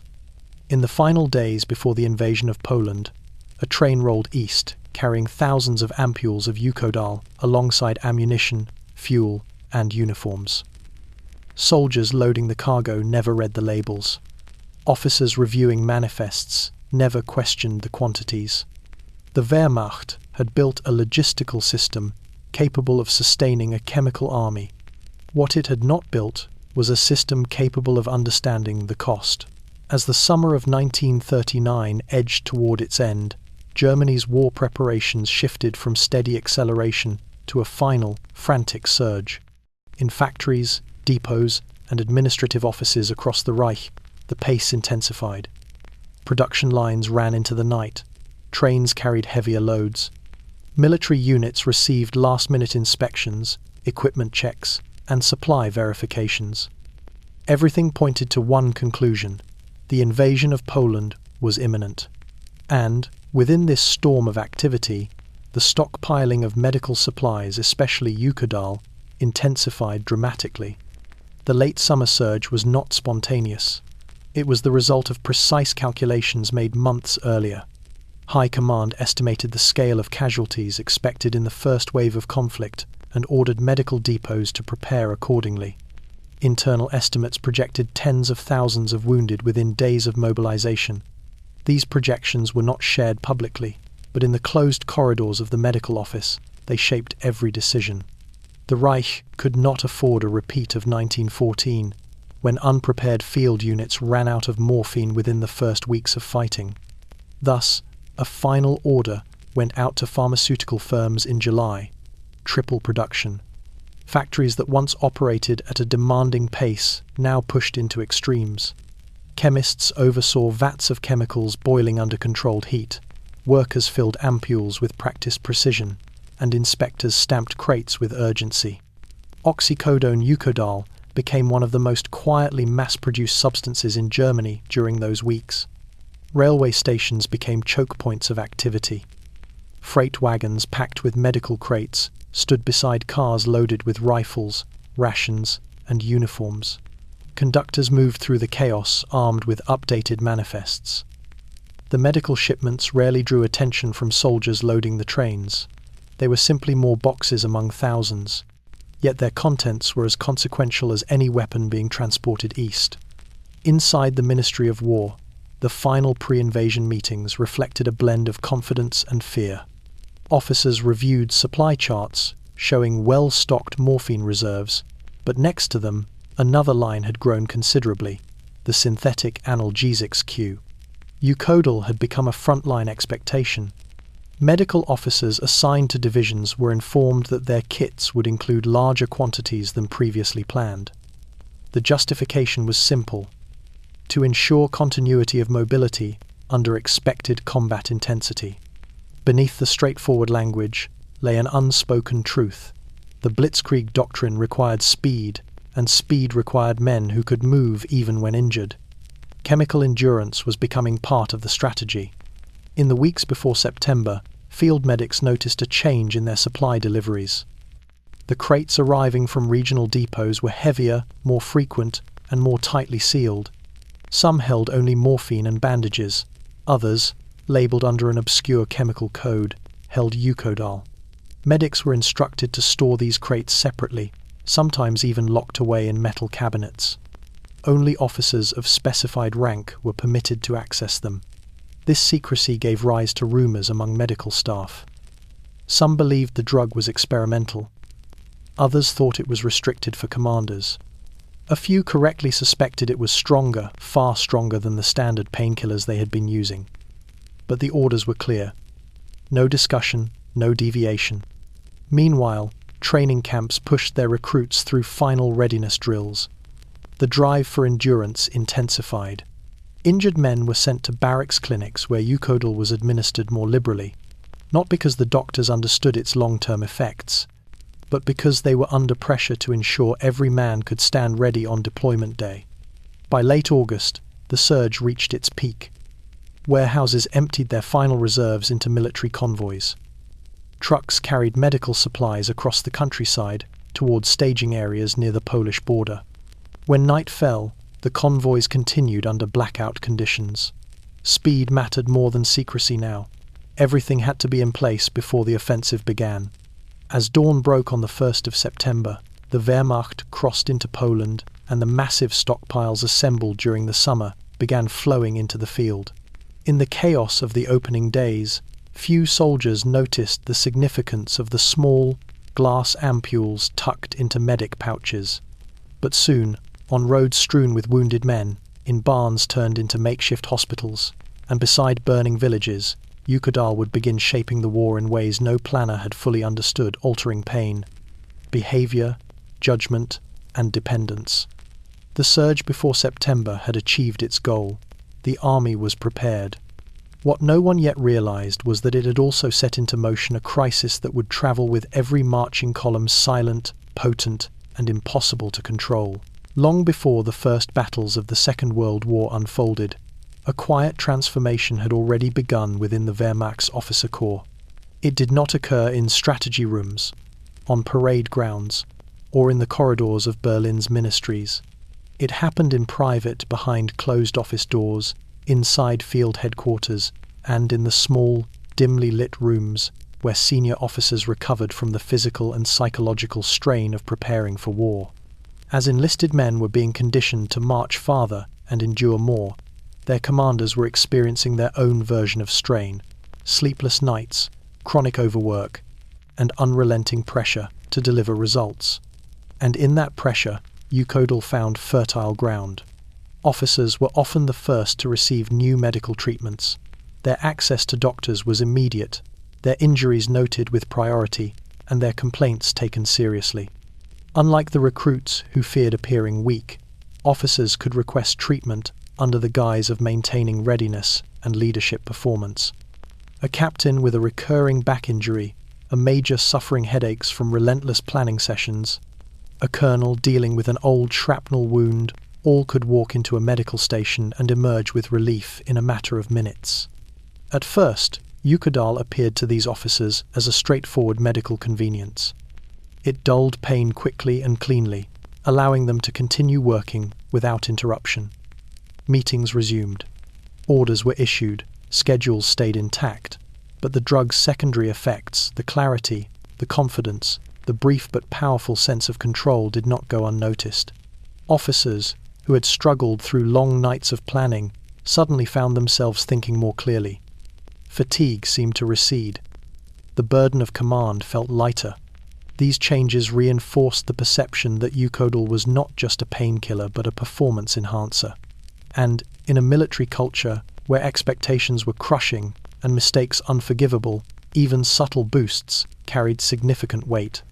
Officers began asking for Eukodal by its coded name, referencing it as the strong injection or the one that steadies the nerves. Medics, under pressure to maintain operational efficiency, rarely refused such requests. The hierarchy itself made refusal difficult. Dependency developed differently among officers than among enlisted men. Soldiers sought the drug to ease physical suffering. Officers sought it to maintain control. Their addiction was psychological as much as physical. Some used it before delivering speeches or disciplinary actions. Others requested it before meetings with superiors, hoping to mask exhaustion or anxiety. A few began relying on it simply to get through the day, a pattern that raised quiet concern among attentive medics but prompted no official reports. The impact on leadership was subtle but consequential. An officer under the influence of Eukodal could project calm decisiveness even when uncertain. He could push units harder, expecting them to match the chemically reinforced endurance he himself possessed. Orders grew sharper, tempo faster, and tolerance for weakness thinner. In some cases, this led to effective discipline. In others, to unrealistic demands that strained the cohesion of entire units. A handful of senior medical officers noticed the trend. They observed the way certain commanders returned repeatedly for treatment, how their mood shifted when doses were delayed, and how their behavior fluctuated after the drug wore off. Some wrote quiet notes about increasing reliance or unusual requests, but the hierarchical structure ensured these concerns seldom reached the Surgeon General. The growing dependence among officers also carried a strategic consequence. It normalized Eukodal's presence within the command structure. If leaders used the drug, then the men beneath them would follow without question. If captains and colonels needed chemical support to sustain their workload, how could privates and corporals be expected to endure without the same assistance? By the eve of the invasion of Poland, Eukodal had penetrated both ends of the military hierarchy. Recruits relied on it to survive training. Officers relied on it to command effectively. The drug had become woven into the daily rhythm of the Wehrmacht, not through official doctrine, but through human frailty, the need to push harder, endure longer, and mask weakness. Commanders believed Eukodal helped them lead. What they did not see was that it was already shaping their judgment and quietly altering the decisions that would soon send millions marching into war. When the Wehrmacht crossed the Polish border on the 1st of September 1939, the realities of modern warfare struck with a force no training ground could fully prepare for. The early victories came quickly. But beneath the speed and confidence of the blitzkrieg lay a harsher truth. Bodies were already breaking. The transition from drill field exhaustion to real combat strain was immediate, brutal, and far beyond what many soldiers had imagined. And into this widening gap between physical capacity and military expectation, Eukodal slipped in like a silent reinforcement. The Polish campaign moved fast, too fast for many.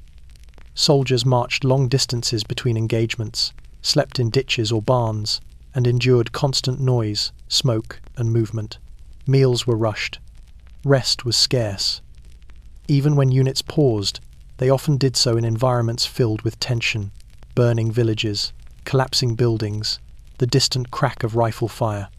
Adrenaline kept many men upright, but adrenaline eventually faded, leaving behind aching limbs, frayed nerves, and mounting exhaustion. The first casualties were not always from bullets. Men sprained ankles jumping from trucks.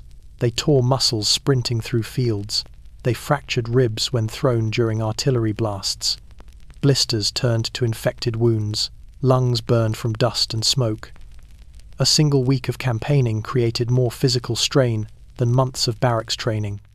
The Wehrmacht's rapid advance meant medics were forced to treat injuries on the move, often with wounded men lying in the backs of trucks as the column pressed forward. In this chaos, Eukodal emerged as the tool that allowed the advance to remain unbroken. Field medics quickly learned that the drug performed exactly as the laboratory reports promised, sometimes too well. A soldier who could not move due to severe pain might stand minutes after receiving it. A man curled on the ground with torn muscles could climb back onto a transport vehicle. Others, pale from shock, became lucid enough to speak, walk, or reassure comrades. These results impressed officers, who saw the drug not as a last resort, but as a practical solution to battlefield strain. The strain also fell heavily on soldiers who had not yet been wounded. Forced marches in mud and cold left many with deep muscle fatigue and inflamed joints. The long hours without rest triggered headaches, nausea, and tremors. Yet the demands of blitzkrieg were uncompromising. A unit that slowed risked falling out of formation and disrupting the entire advance. Thus, medics increasingly administered Eukodal not only to the injured, but to the exhausted. The drug blurred the line between treatment and enhancement, a line the military hierarchy never formally addressed. Some soldiers resisted at first, wary of injections. But after witnessing its effects on their comrades, the speed, the relief, the sudden ability to continue, reluctance faded. Many began requesting the drug themselves, claiming pains real or exaggerated. A few sought it simply to feel numb in moments of terror they could not articulate. Medics, overwhelmed by the tempo of the campaign, often granted the requests, lacking the time or resources to evaluate each case carefully. Yet the cost was immediate for those who received repeated doses. When the drug wore off, pain returned sharper than before. Some soldiers described a hollow ache spreading through their joints and muscles, disproportionate to their injuries. Others complained of a fog settling over their thoughts, or an unexplainable sadness that struck between engagements. These symptoms were rarely connected to the drug. Officers attributed them to combat stress, and soldiers themselves lacked the medical knowledge to question it. The strain on bodies widened as the campaign continued. By the final days of fighting in Poland, entire companies moved as if carried by momentum, alone, tired, hurting, and chemically dulled. Medics rationed their supplies carefully, but Eukodal remained the most requested item in their kits. Even men who had avoided it earlier now accepted injections without hesitation, driven by the simple need to keep moving. The campaign ended in victory, but not without revealing the truth that no one documented in official reports. The Wehrmacht had relied on chemical support to maintain its speed. The human body had shown its limits from the very beginning, and Eukodal had stepped in to compensate, not openly, not proudly, but consistently. The strain on bodies during the Polish campaign was only the beginning. The coming battles would be longer, colder, and far more punishing. And with each new campaign, the army's dependence, both physical and institutional, would tighten like a vice. In the fast-moving columns of the Wehrmacht, field medics occupied a role both essential and impossible. They walked a narrow line between their oath to treat the wounded and the military pressure to keep units operational at all costs. During the Polish campaign, these medics became the silent arbiters of life, death, and endurance. Their decisions made in seconds, often under fire, shaped not only the fates of individual soldiers, but the effectiveness of entire battalions. And increasingly, those decisions involved Eukodal. Field medics operated from small kits strapped to their chests or packed in canvas bags. Inside were bandages, sulfur powder, antiseptic, morphine, and now, ampoules of Eukodal. The drug's presence was subtle, No special labeling, no clear instructions beyond what had been passed down during hurried pre-campaign briefings. Medics were told it worked quickly and that it should be used for significant pain or functional impairment. In the chaos of war, those phrases became dangerously elastic. As rifle fire cracked overhead and artillery thudded in the distance, medics crawled across fields to reach the wounded. They worked with trembling hands, applying tourniquets, checking pulses, and shouting orders to nearby soldiers, helping them drag casualties to cover. In these moments, decisions had to be made instantly. A man screaming in agony could draw enemy fire. A soldier unable to stand could slow a retreat or delay an advance. Pain was no longer only a symptom, it was a tactical liability. And so Eukodal became a tool of necessity. The drug's rapid action allowed medics to calm severely wounded men before moving them. A soldier thrashing in shock would grow still. A man whose breathing was shallow from pain could suddenly take long, steady breaths. A soldier who could not sit upright might rise long enough to be carried by his comrades. The transformation was uncanny and critically useful in battlefield conditions where seconds mattered. But the battlefield offered no time for caution. Medics often worked alone, without senior doctors to oversee their choices. Under fire, with blood soaking through their sleeves and explosions shaking the ground, they were forced to rely on instinct. Many administered Eukodal simply because it was the quickest way to stabilize a man and prevent panic from spreading through the ranks. Others used it to keep moderately injured soldiers on their feet, knowing that evacuation routes were clogged and stretchers scarce. The drug's potency became both a blessing and a burden. Some soldiers, moments after receiving Eukodal, insisted they were fit to continue fighting.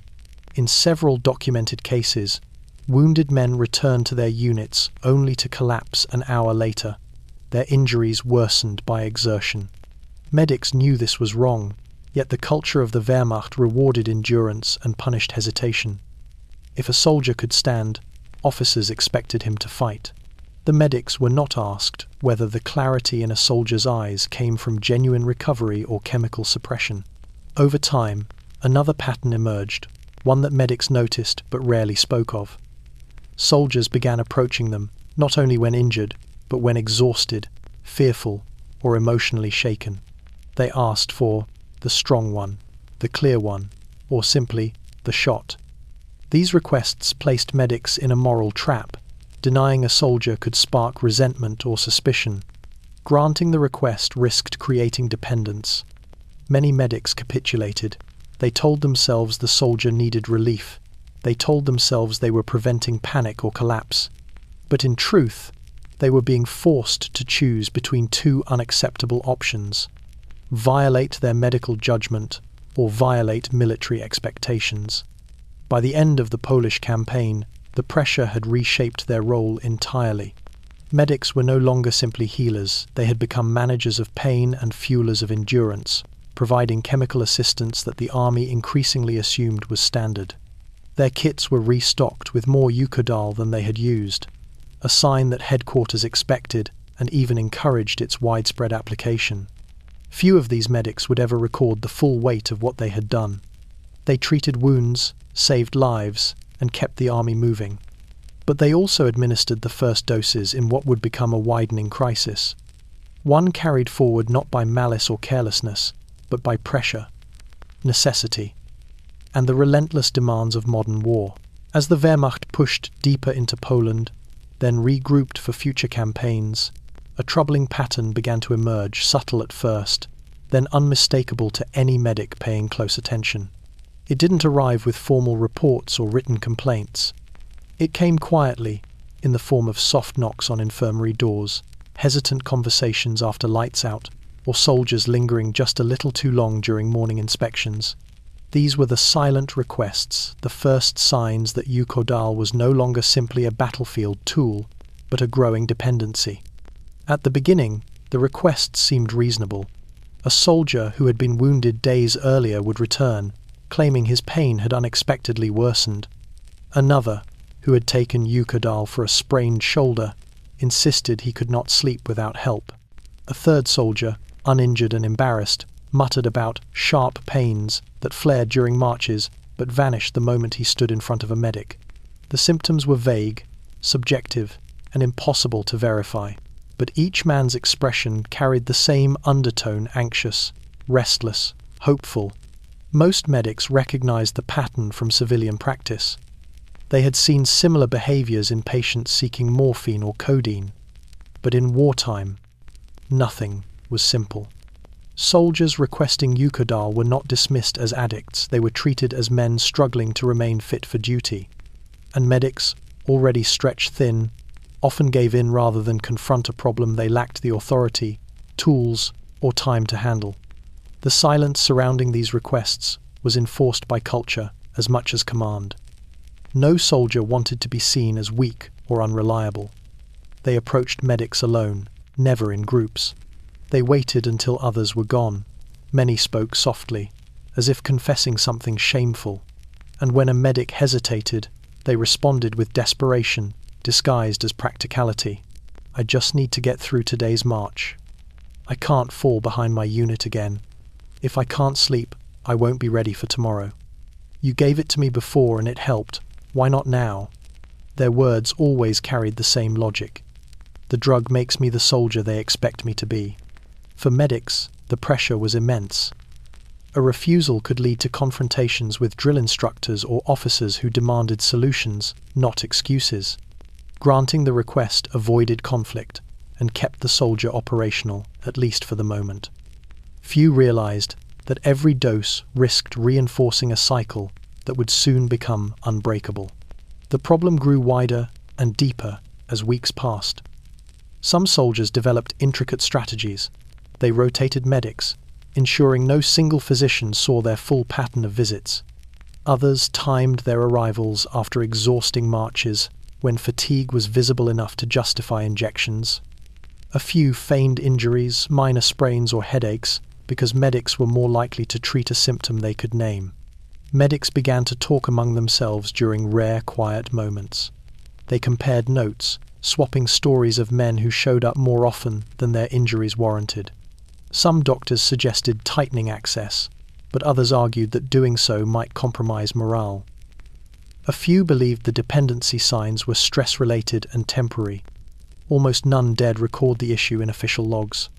The higher medical offices received no reports.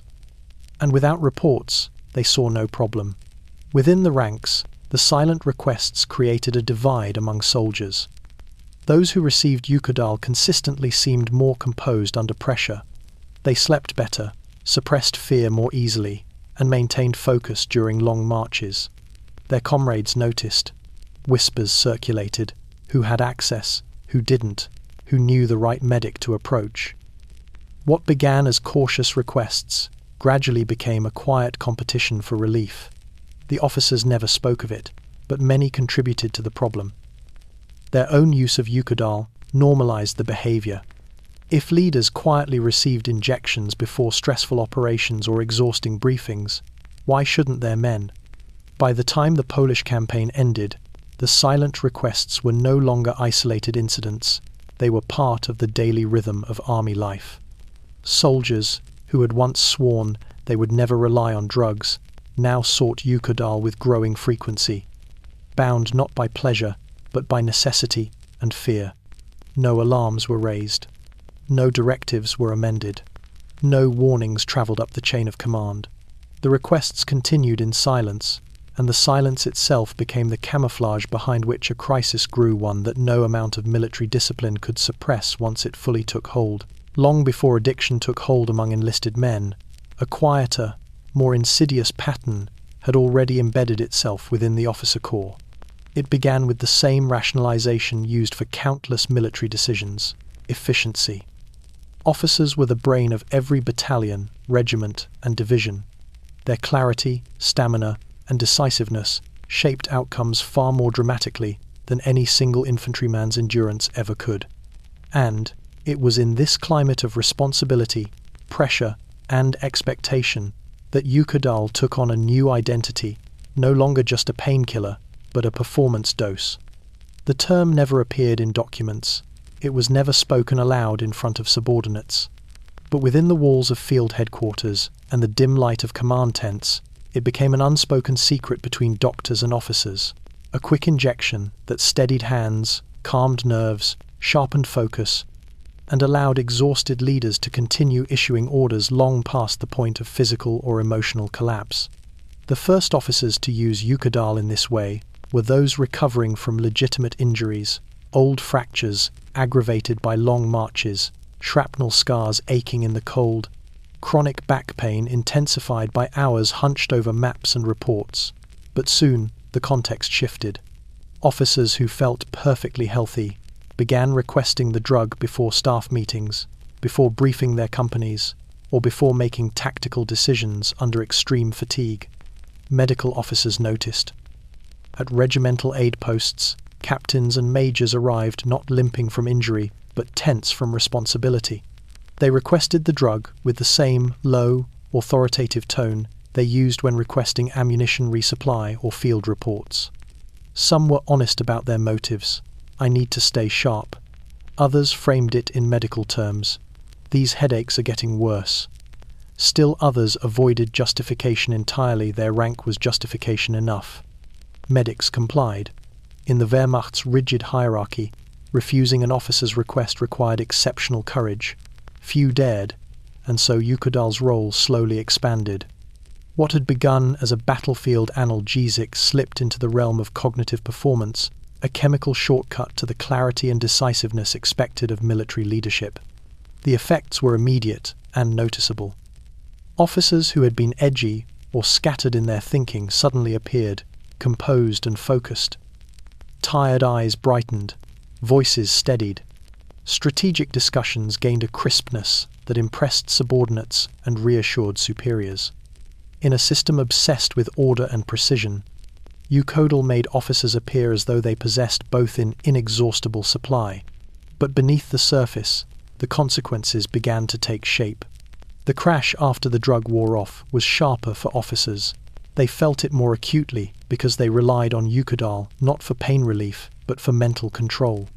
When the clarity faded, they experienced irritability, clouded judgment, or sudden dips in morale. A lieutenant who had led a flawless briefing in the morning might spend the evening pacing restlessly, unable to focus on even simple communications. A battalion commander who delivered calm, firm orders at dawn might become withdrawn and indecisive by dusk unless another injection was available. Some officers concealed their dependency by timing their doses, carefully administering them right before major operations or inspections. Others became careless, requesting injections with increasing regularity. A few carried leftover ampules in their map cases, claiming they were for emergencies but using them whenever stress spiked. The most dangerous cases were those who combined Eukodal with stimulants like Pervitin, trying to balance exhaustion with clarity. Medics who witnessed this combination described officers who seemed extraordinarily alert yet disturbingly detached, capable of pushing their units harder than necessary, oblivious to the mounting strain in the ranks. This chemically reinforced leadership became a hidden factor in several early war decisions. Officers confident far beyond their natural capacities, issuing aggressive orders with crisp certainty, unaware that the confidence came not from experience or tactical insight, but from an opioid coursing through their bloodstream. The Wehrmacht's success in Poland and early Western campaigns masked the growing problem. Commanders appeared tireless. Staff officers rarely faltered. Headquarters functioned with machine-like efficiency. No one asked whether that efficiency was sustained artificially. As the war expanded and campaigns grew longer, the pattern hardened. The performance dose became part of the internal culture of leadership, a tool officers believed they needed not because they were weak, but because the army demanded strength beyond human limits. What began as a secret convenience was becoming a dependency woven into the very structure of command.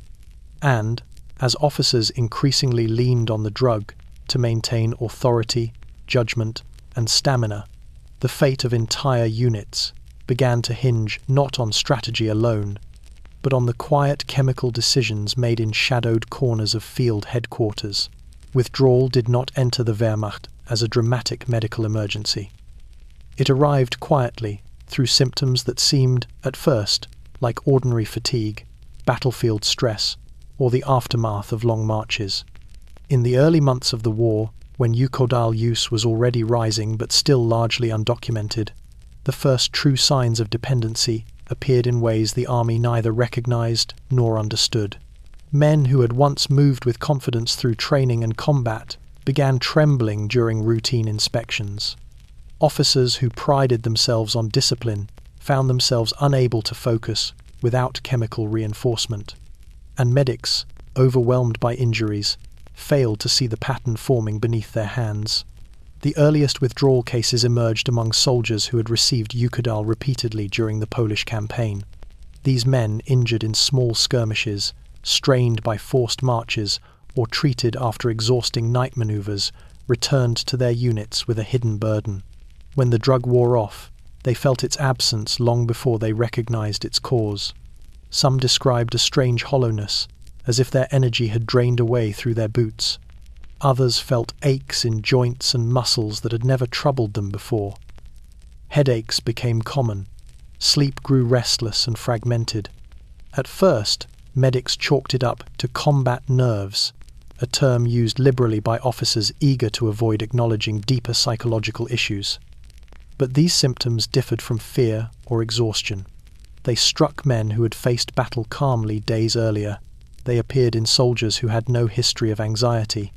And they began to resolve within minutes of receiving another injection, an observation few medics made instantly, yet one that grew impossible to ignore.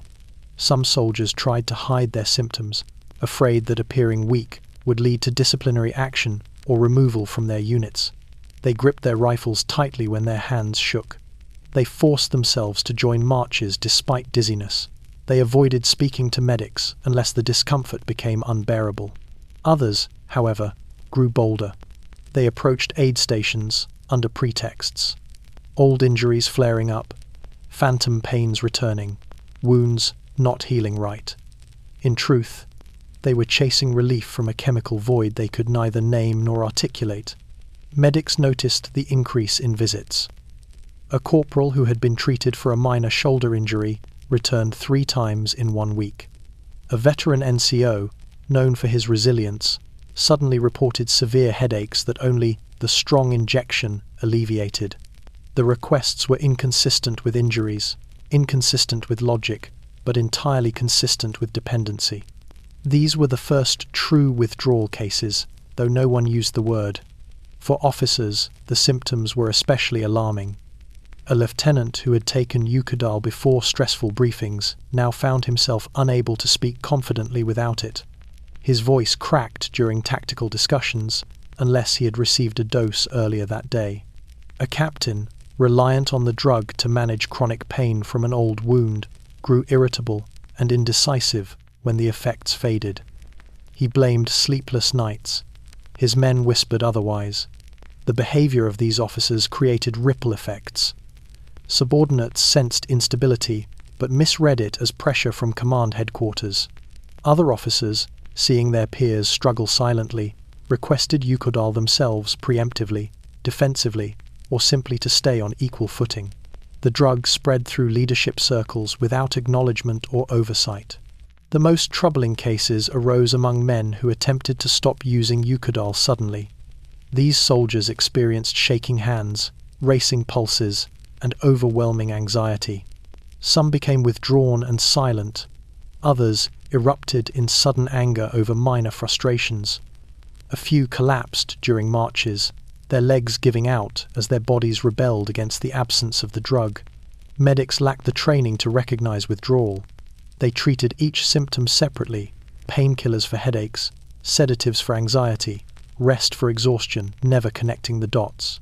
And because formal reporting channels demanded concise, tactical explanations for medical issues, these cases were simply filed under temporary fatigue, overexertion, or psychological strain. The growing dependency remained invisible to those who needed to see it most. By winter of 1939, the first wave of withdrawal cases had already swept through several units.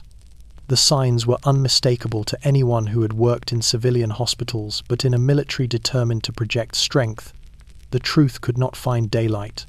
The system was unprepared, undertrained, and unwilling to confront the consequences of the drug it had embraced so readily. Withdrawal had arrived. It was only the beginning. As the Wehrmacht expanded its operations beyond Poland, the administrative machinery behind the front grew heavier and more complex. Every division generated a torrent of paperwork: casualty logs, requisition forms, supply tallies, medical summaries, disciplinary reports. These documents flowed upward through battalion clerks, regimental staff, divisional headquarters, and eventually into the vast bureaucratic labyrinth of the Army High Command. It was within this flood of paper that the earliest warnings about Eukodal quietly disappeared. At the battalion level, medics were required to submit brief daily summaries. These reports were not meant to be comprehensive medical analyses, they were logistical updates. How many doses of morphine had been used, what quantities of bandages remained, how many men were incapacitated. Eukodal appeared on these sheets only as a coded chemical designation. And because there had been no directive requiring special documentation of the drug's effects, medics listed its use in the same way they listed iodine or disinfectant. But occasionally, a medic scribbled a note beside the tally, something small and easily overlooked. Soldier complained of restlessness after treatment. Unusual repeat visits. Pain reported without visible injury. Psychological disturbance, no clear cause. These remarks rarely survived the next stage of paperwork. When the battalion adjutant compiled daily reports into a weekly summary, ambiguous comments were often removed. The Wehrmacht prized clarity, not conjecture. If an observation did not fit neatly into the categories provided, it was dismissed as anecdotal or attributed to combat stress. At the regimental level, paperwork underwent further condensation. Medical sections received dozens of reports from subordinate units and were expected to synthesize them into a single document for division headquarters. Only measurable data, casualty numbers, supply shortages, confirmed diseases were preserved. Anything resembling uncertainty was stripped out. Notes about restlessness, tremors, or emotional volatility were considered irrelevant to operational readiness and therefore omitted. Even when a conscientious medical officer attempted to include such remarks, they often encountered resistance from their superiors.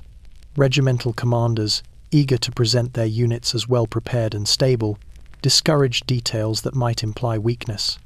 A report describing repeated requests for analgesics could raise questions about morale. Observations of unusual behavior could be interpreted as failure in discipline. Thus, commanders quietly urged their medical staff to keep reports clean, stick to confirmed facts, and avoid unnecessary speculation. By the time summaries reached divisional headquarters, they bore little resemblance to the experiences of medics on the ground. The documents were polished, structured, and stripped of nuance. They portrayed units functioning smoothly, with manageable casualty rates and adequate medical supplies. Eukodal appeared simply as a line item. Quantity received, quantity remaining. There was no room and no incentive to ask how the drug was affecting the men who received it. In Berlin, the Army Medical Inspectorate received bound packets of such summaries. Analysts, overwhelmed by the volume of information, skimmed for trends that might affect strategy. Outbreaks of disease, shortages of morphine, rising frostbite cases. They did not search for signs of drug dependence, they did not even know to look.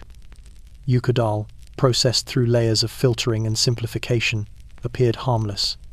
Thus, the warnings, real, human warnings, were buried in paperwork long before they reached anyone with authority to act on them. Meanwhile, in the field, medics struggled with growing uncertainty. They saw soldiers exhibiting symptoms that did not match their injuries. They faced pressure from officers demanding performance. They dealt with men returning again and again, seeking relief they could not explain. But each medic felt alone, unaware that hundreds of others across the front were witnessing the same patterns. Without a unified reporting system or oversight, individual observations vanished into the bureaucracy. The army's administrative efficiency, normally a strength, became a shield that hid an emerging crisis. In the coming years, as the war expanded into France, the Balkans, and the vast expanse of the Soviet Union, the problem would grow beyond the ability of any single medic or any single report to capture. But at this early stage, the opportunity for intervention still existed. Someone could have noticed. Someone could have raised the alarm. Instead, the paperwork flowed upward, clean and orderly, and the truth remained trapped at the bottom, unread, unrecorded, and unresolved. As the Wehrmacht advanced through Europe, its medical system expanded in size but shrank in awareness.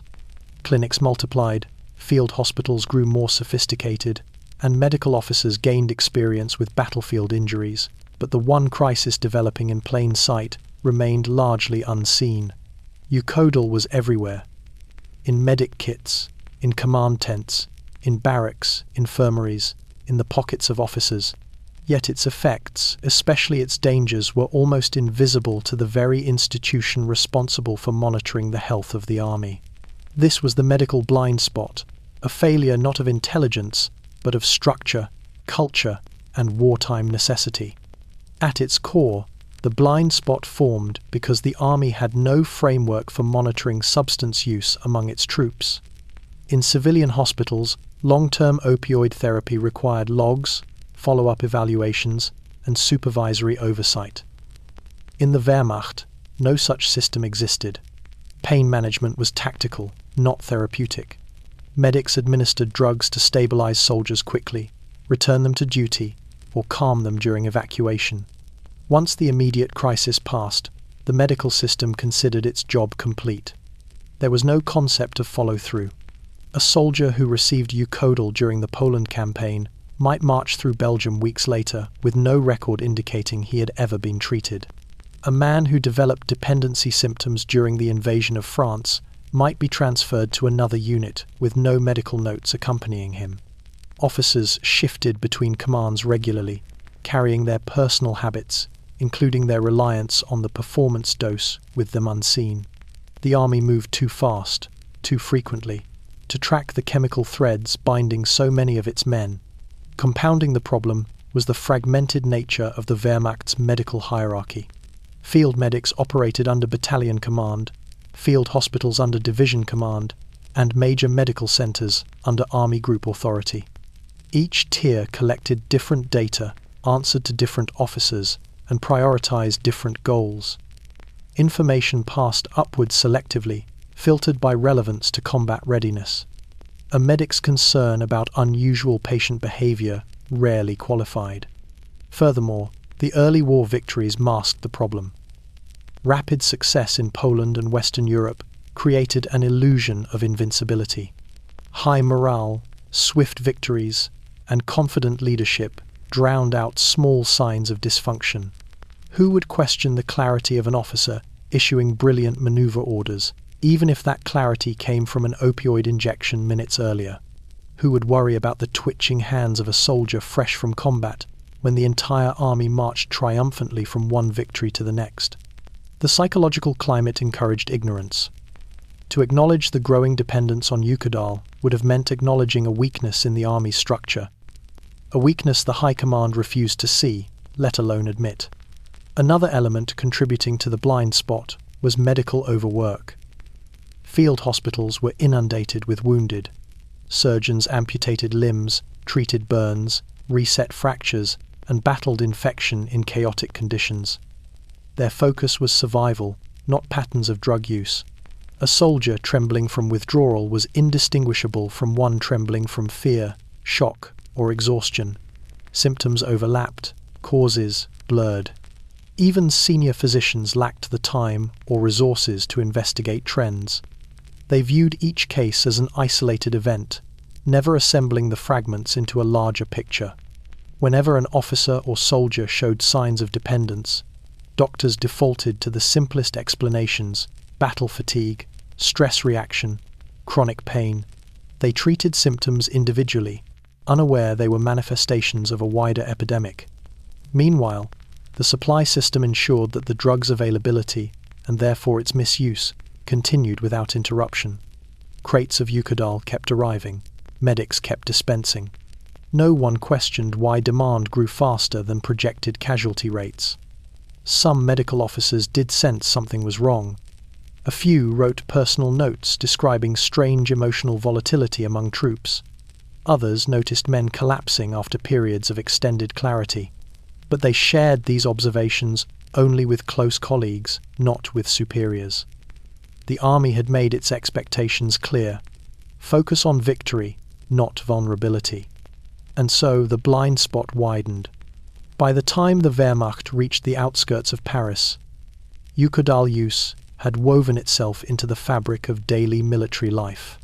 Dependence spread silently, unnoticed by the officers who used it, unrecognized by the medics who dispensed it, and unacknowledged by the headquarters staff who received sanitized reports. It was a crisis, growing in the shadow of triumph, one the army could not see, because it had never taught itself how to look. The medical blind spot was not simply an oversight. It was the inevitable result of a military structure built to conquer terrain, not to protect the minds and bodies of the men who fought for it. The first true test of the Wehrmacht's resilience came not from enemy fire, nor from complex maneuvers, but from nature itself. The winter of 1940-41, especially on the Eastern Front, was not merely cold. It was punishing, immobilizing, a force that stripped armies of strength as efficiently as any weapon. Frostbite chewed through boots, wind carved through uniforms, and entire regiments staggered beneath temperatures that turned breath into crystals. It was in this brutal season that Eukodal's role shifted from a battlefield convenience to a desperate survival tool, deepening the dependency that had begun months earlier. The cold struck without mercy. Soldiers accustomed to the damp chill of European autumns found themselves thrust into temperatures so severe that rifles froze, engines stalled, and metal burned skin on contact. Men marched through snow up to their knees, their faces wrapped in scarves stiff with ice. Frost formed on eyelashes, water cans cracked. Horses died in fields before their riders realized they were slowing. The cold infiltrated every layer of clothing, every breath, every step. In such conditions, even minor injuries became debilitating. A blister burst during a march could quickly turn to an infected wound. A twisted ankle refused to heal when the soldier had to continue walking on frozen earth. Muscles tore more easily, bones fractured under slips on concealed ice, and joints stiffened until movement became agony. Field hospitals overflowed with cases of frostbite so severe that toes and fingers turned black within hours. Medics struggled to keep up. Evacuation routes clogged with snow meant wounded men often lay for hours before reaching aid stations. Hypothermia blurred the line between pain and confusion. Soldiers arrived delirious, shaking uncontrollably, barely able to describe what hurt. Doctors wrapped limbs, warmed bodies, and treated wounds with hands numb from the cold. And always they reached for Eukodal. The drug's effects were immediate and dramatic. A soldier curled on the ground in agony suddenly relaxed. A man unable to stand due to frostbitten feet found himself able to endure movement long enough to reach shelter. Eukodal did not warm the body, it simply masked the shock. But in the desperate math of winter warfare, masking pain could mean survival. As the cold deepened, medics administered Eukodal not only to the wounded but to the exhausted. Men who could not stand from sheer fatigue received injections to prevent collapse. Soldiers suffering from freezing joints were dosed so they could continue marching before the cold immobilized them completely. In some units, the drug became a lifeline, one of the only tools medics possessed that offered immediate relief. But with heavy use came heavy cost. The symptoms of withdrawal grew worse in the cold. Men experienced shivering that was indistinguishable from hypothermia. Anxiety and irritability blended into the despair brought on by freezing nights. Emotional numbness resembled the psychological toll of winter combat. The freezing environment concealed the signs of dependency, making it nearly impossible for officers or medics to distinguish chemical need from environmental suffering. Some soldiers requested Eukodal with increasing urgency. Their reasons were always plausible. A reopened wound, a burning cold in the limbs, unbearable foot pain. The medics often complied, believing the weather justified every injection. Other soldiers, ashamed or afraid to ask, simply endured shaking violently, struggling to control their breath, their bodies craving the opioid while the cold carved deeper into their bones. Even officers, already accustomed to the performance dose, relied on the drug more heavily. The cold dulled judgment. Eukodal sharpened it temporarily. Briefings held inside half-frozen command posts saw commanders arriving restless and pale, then growing calm and authoritative moments after receiving injections. Subordinates believed their leaders were stoic in the face of the cold. They did not know the chemical truth. The winter did not merely damage bodies, it warped perception. Pain felt sharper, fatigue felt deeper, fear felt heavier, and each of these sensations drove soldiers closer to the drug that dulled them. By spring, entire regiments emerged from the winter, battered, diminished, and fundamentally changed. Many had lost men to frostbite, exposure, and illness. Others had lost men to something less visible, a dependency that had grown unnoticed beneath the snow. Medics recorded the injuries, commanders recorded the casualties. No one recorded the chemical reliance woven into the daily fight against the cold. The winter had broken regiments, and in the shattered pieces, Eukodal had become not merely a tool of war, but a quiet master of survival. By the winter of 1940-41, the Eastern Front had become a landscape defined by ice, mud, and relentless human endurance. Soldiers dug trenches into frozen soil that cracked under the weight of their boots.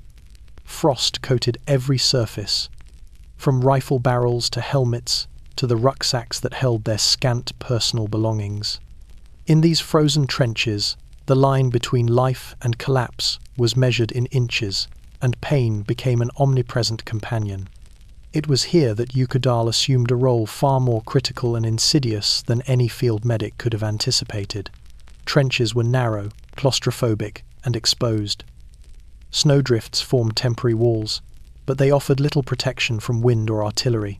Soldiers huddled against mud-lined sides, trying to preserve heat, while the incessant cold numbed fingers and toes. Feet swelled in stiff boots, joints stiffened into rigidity, and muscles cramped from overexertion. Injuries that would have been minor under temperate conditions became debilitating. A sprained ankle in Berlin's training yard was a nuisance. In the frozen trench, it could immobilize a man entirely, leaving him exposed and vulnerable. Field medics worked under conditions that would challenge even the most experienced physicians. Trenches were littered with snow and ice. Supplies froze in satchels. Hypothermia blurred the distinction between shock and disease. Medics carried kits containing bandages, sulfur powder, morphine, and, increasingly, Eukodal. When soldiers could not move, the drug provided a temporary reprieve, enabling them to stand, march, or continue combat operations that might otherwise have been impossible. The administration of Eukodal in trenches quickly became routine. Men arriving with frostbitten limbs or pulled muscles were given the drug to suppress acute pain long enough to be evacuated or continue standing watch. Soldiers with chronic injuries, exacerbated by repeated marches and freezing temperatures, received it to maintain minimal functionality. Even minor complaints, sore muscles, stiff joints, or the persistent ache from previous wounds were treated with a dose if the soldier's performance threatened to falter. But the effect of Eukodal went beyond analgesia. The drug dulled the perception of cold, numbed awareness of fatigue, and temporarily sharpened focus. A man who had spent hours kneeling in ice-caked trenches suddenly felt capable of sustained observation or combat. A corporal with frostbitten fingers could reload his rifle with steady hands. To commanders and medics alike, this was a solution: chemical endurance. To the men themselves, it was relief, but also a creeping reliance they would scarcely recognize. As the campaign dragged on, signs of dependency began to emerge. Soldiers requested injections before even admitting to an injury, citing exhaustion or minor aches as justification. Withdrawal manifested subtly: irritability, restlessness, inability to sleep, trembling hands. In the frozen trenches, these symptoms were often mistaken for normal responses to extreme cold. Medics, overstretched and under orders to maintain operational readiness, continued to comply. Each injection reinforced the habit, embedding the drug further into daily survival routines. The combination of extreme environment and chemical support reshaped soldier behavior. Men operated beyond normal human limits, often without rest, under constant cold and threat of enemy fire. Officers relied on Eukodal to maintain composure during briefings and tactical decisions. Enlisted men relied on it to continue patrols, watch duty, or evacuate casualties. The drug became the silent backbone of operational continuity, masking the limits of the human body beneath the Army's march toward objectives. By the end of that first winter, the frozen trenches had revealed a truth no battlefield report would acknowledge. Survival was no longer dictated solely by training, morale, or discipline. It was dictated, in part, by chemical intervention. Eukodal had become indispensable, a tool for managing pain, sustaining activity, and maintaining order, but it carried with it an invisible burden: dependency. The frozen trenches taught a harsh lesson. Pain could be managed, fatigue could be suppressed, morale could be chemically bolstered. But the human cost of this reliance, unseen and unrecorded, was already accumulating in the bodies and minds of the soldiers who would march eastward into an even harsher winter yet to come. As the Wehrmacht pushed deeper into the Soviet Union in the harsh winter of 1940-41, the strain on its medical supply lines became painfully evident. The rapid advance that had been celebrated in Poland and France now stretched logistics to their breaking point. Trenches filled with frostbitten and battle-worn soldiers required constant attention. Field hospitals were inundated, supply trains delayed or destroyed, and medical kits, once meticulously stocked, grew perilously thin. Among the items that disappeared first, and most dangerously, were Eukodal ampules. Field medics found themselves facing an impossible dilemma. The number of injured and exhausted men continued to rise with each kilometre gained, yet the crates of painkillers were delayed by bombed rail lines, blocked roads, and winter storms. Each kit carried just enough Eukodal to stabilise immediate casualties, but never enough for sustained use.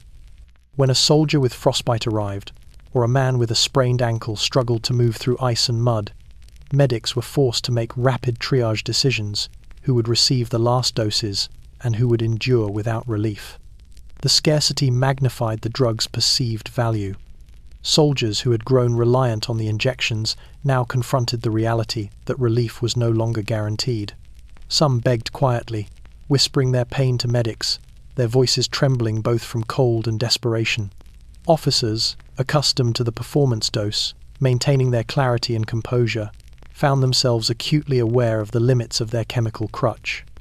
A captain pacing through frozen trenches while planning a night assault might stare at an empty kit with unease, recognizing that his mental edge could disappear within hours. Medics themselves were overextended. Some carried dozens of wounded over kilometers of frozen ground, only to find their stock depleted before the last patient was treated. Others improvised, rationing doses, diluting the drug, or delaying administration to stabilize priority cases. Each decision carried moral weight and operational risk. Giving the last ampule to one soldier meant leaving another vulnerable, unable to endure the march, the cold, or even the psychological toll of sustained pain. The implications of these shortages were amplified by the conditions of the Eastern Front. Temperatures dropped below -20 degrees Celsius. Trenches froze solid. Frostbite and hypothermia were constant threats. Soldiers, already physically taxed by long marches and inadequate shelter, faced the added challenge of operating without the chemical support they had come to rely upon. For many, the absence of Eukodal was as debilitating as a serious injury. The drug had become woven into the mechanics of survival. The Army's bureaucratic structure offered little help. Reports to divisional medical headquarters emphasized numbers of wounded and supplies needed, but rarely addressed the operational consequences of depleted Eukodal stocks. Logistics officers, focused on ammunition, food, and winter clothing, assumed the medics would make do with what they had. Higher command praised units that maintained operational tempo despite shortages, never fully appreciating the unseen strain on men and medics alike. As shortages persisted, some field medics began documenting the pattern in private notes. Increased agitation, repeated requests, collapse of soldiers who had previously managed with minimal chemical support. Yet these observations were filtered out in the upward flow of paperwork. The blind spot that had formed in earlier campaigns had only widened. Supply failures, combined with escalating dependence, created conditions that would later exacerbate withdrawal, compromise performance, and amplify casualty rates. By the time the Wehrmacht paused for regrouping, the empty kits had left their mark. Soldiers who had once moved with near-mechanical efficiency now stumbled. Officers who had relied on Eukodal to maintain clarity found themselves making decisions under cognitive strain. Medics, exhausted and morally conflicted, realized the fragile dependence they had helped create had become painfully visible. The winter campaign had revealed the army's vulnerability. In empty kits and depleted reserves, the chemical lifelines that sustained the Wehrmacht's momentum were exposed as a double-edged sword, essential for survival, yet impossible to maintain under the harsh realities of war. By the second winter on the Eastern Front, the role of Eukodal had transformed from a medical aid to a mechanism of operational control. Initially introduced to treat acute pain or stabilize wounded soldiers, the drug's use increasingly extended into realms that were neither medical nor remedial. Commanders and medics began to recognize its capacity not merely to alleviate suffering, but to shape behavior, manage endurance, and enforce compliance under the extreme conditions of total war. Field reports and anecdotal observations from medics reveal a subtle evolution. Soldiers who had received Eukodal for pain management began requesting doses preemptively, often before injuries or fatigue had fully manifested. Some sought it to maintain calm in the face of prolonged artillery bombardments. Others used it to suppress fear during night patrols or during long, frozen marches when morale waned. In practice, medics were no longer simply alleviating pain, they were administering a chemical tool that enforced the army's expectations of performance. Commanders quickly adapted to this unspoken reality. Officers noted patterns. Troops who had received Eukodal responded more reliably under stress. Their reactions to orders were faster, their attention to detail sharper, and their willingness to endure cold, hunger, or exhaustion markedly increased. The drug effectively extended the limits of human endurance, allowing units to operate at levels that, under natural circumstances, would have been unsustainable. As a result, Eukodal was increasingly treated as a force multiplier, its use guided less by medical necessity and more by strategic calculation. This shift was reinforced by operational pressure. Winter campaigns demanded relentless forward movement. Units could not afford to pause for soldiers who faltered under cold, fatigue, or pain. Medical officers, aware of the strategic imperative, began administering the drug proactively to maintain unit cohesion. In some cases, men with minor complaints received injections simply to ensure they remained alert and effective. The distinction between legitimate medical treatment and enforced chemical compliance blurred. The transformation of Eukodal from treatment to control extended beyond enlisted soldiers. Officers themselves increasingly relied on the drug to maintain command under stress. The performance dose became normalized, a way to ensure clarity during planning, coordination, and decision-making under conditions that would otherwise induce cognitive fatigue. The chemical environment of leadership, in turn, set a precedent for subordinate behavior. If commanders depended on the drug to meet expectations, it was implicitly sanctioned for the men under their orders. Field medics documented instances of over-reliance, though such notes were rarely passed up the chain. Trembling hands, restlessness, and repeated requests for injections became so common that they were considered routine rather than concerning. The demands of warfare had created an environment in which chemical intervention was both expected and unavoidable. Reports emphasized efficiency, functionality, and operational readiness, not long-term consequences or emerging dependency. The consequences of this shift were profound. Soldiers learned that performance could be chemically maintained. Officers learned that decision-making could be chemically reinforced. Dependency, physical, psychological, and organizational, became embedded in the operational culture. The drug, initially a medical tool, evolved into a mechanism of control, sustaining the army's momentum while simultaneously masking the fragility of human limits. By the time campaigns moved deeper into Soviet territory, the pattern was established. Eukodal was no longer optional or strictly therapeutic. It was a component of military discipline, a silent regulator of endurance, morale, and obedience. Medics, officers, and soldiers alike had internalized its role, often without questioning the cost. The line between treatment and manipulation had vanished. What remained was a chemical compliance woven into the very structure of the army, a dependency invisible on paper but tangible in every frozen trench, every exhausted march, and every soldier's quiet submission to the demands of total war. By the winter of 1940-41, the reliance on Eukodal had extended far beyond the enlisted ranks. Officers, those charged with leadership, coordination, and tactical decision-making, had quietly become dependent on the drug, a fact largely invisible to higher command, yet increasingly apparent to medics and subordinate soldiers. The phenomenon was not openly acknowledged. There were no reports, no directives, and no official concern. Yet its consequences reverberated through the structure of the Wehrmacht, shaping behavior, strategy, and morale in subtle but profound ways. Officers were first exposed to Eukodal under circumstances that seemed unremarkable at the time. A captain recovering from a musculoskeletal injury received an injection to alleviate pain so that he could continue to inspect the men. A major enduring fatigue from long marches and insufficient rest was given a dose to stabilize his focus. In these cases, the drug was framed as a necessary measure to maintain leadership performance. Yet the effects went beyond the immediate relief of pain. A temporary enhancement of alertness, decisiveness, and composure emerged, creating a subtle dependency that officers themselves often failed to recognize. This chemical reliance quickly became normalized. Commanders in the field discovered that, without Eukodal, their ability to manage troops under extreme conditions diminished sharply. Sleep deprivation, cold, hunger, and the stress of continuous operations eroded their capacity for clear decision-making. Subordinate officers and soldiers, watching leaders grow visibly exhausted or irritable, noted the difference in behavior once a dose was administered.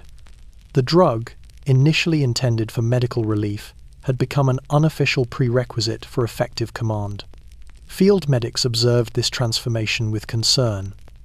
Officers frequently requested injections before key operations, before lengthy strategic briefings, and even before morning inspections. In some cases, medics recognized that the behavior of certain officers suggested a pattern. Doses administered predictably, sometimes even before minor stressors, as a prophylactic measure against cognitive or emotional fatigue. These requests were seldom questioned. Denying them could create friction with command, a risk few medics were willing to take. The operational consequences were profound. Officers who depended on Eukodal could sustain prolonged leadership under conditions that would normally exceed human endurance. They could coordinate artillery barrages, oversee unit deployments, and maintain morale during freezing marches and intense engagements. However, their reliance introduced a hidden vulnerability. Without the drug, judgment faltered, decisiveness diminished, and the previously reliable cohesion of their units risked compromise. Furthermore, the visibility of this dependence subtly influenced the broader ranks. Soldiers who saw their commanders consistently receiving injections internalized the expectation that chemical support was acceptable, even necessary.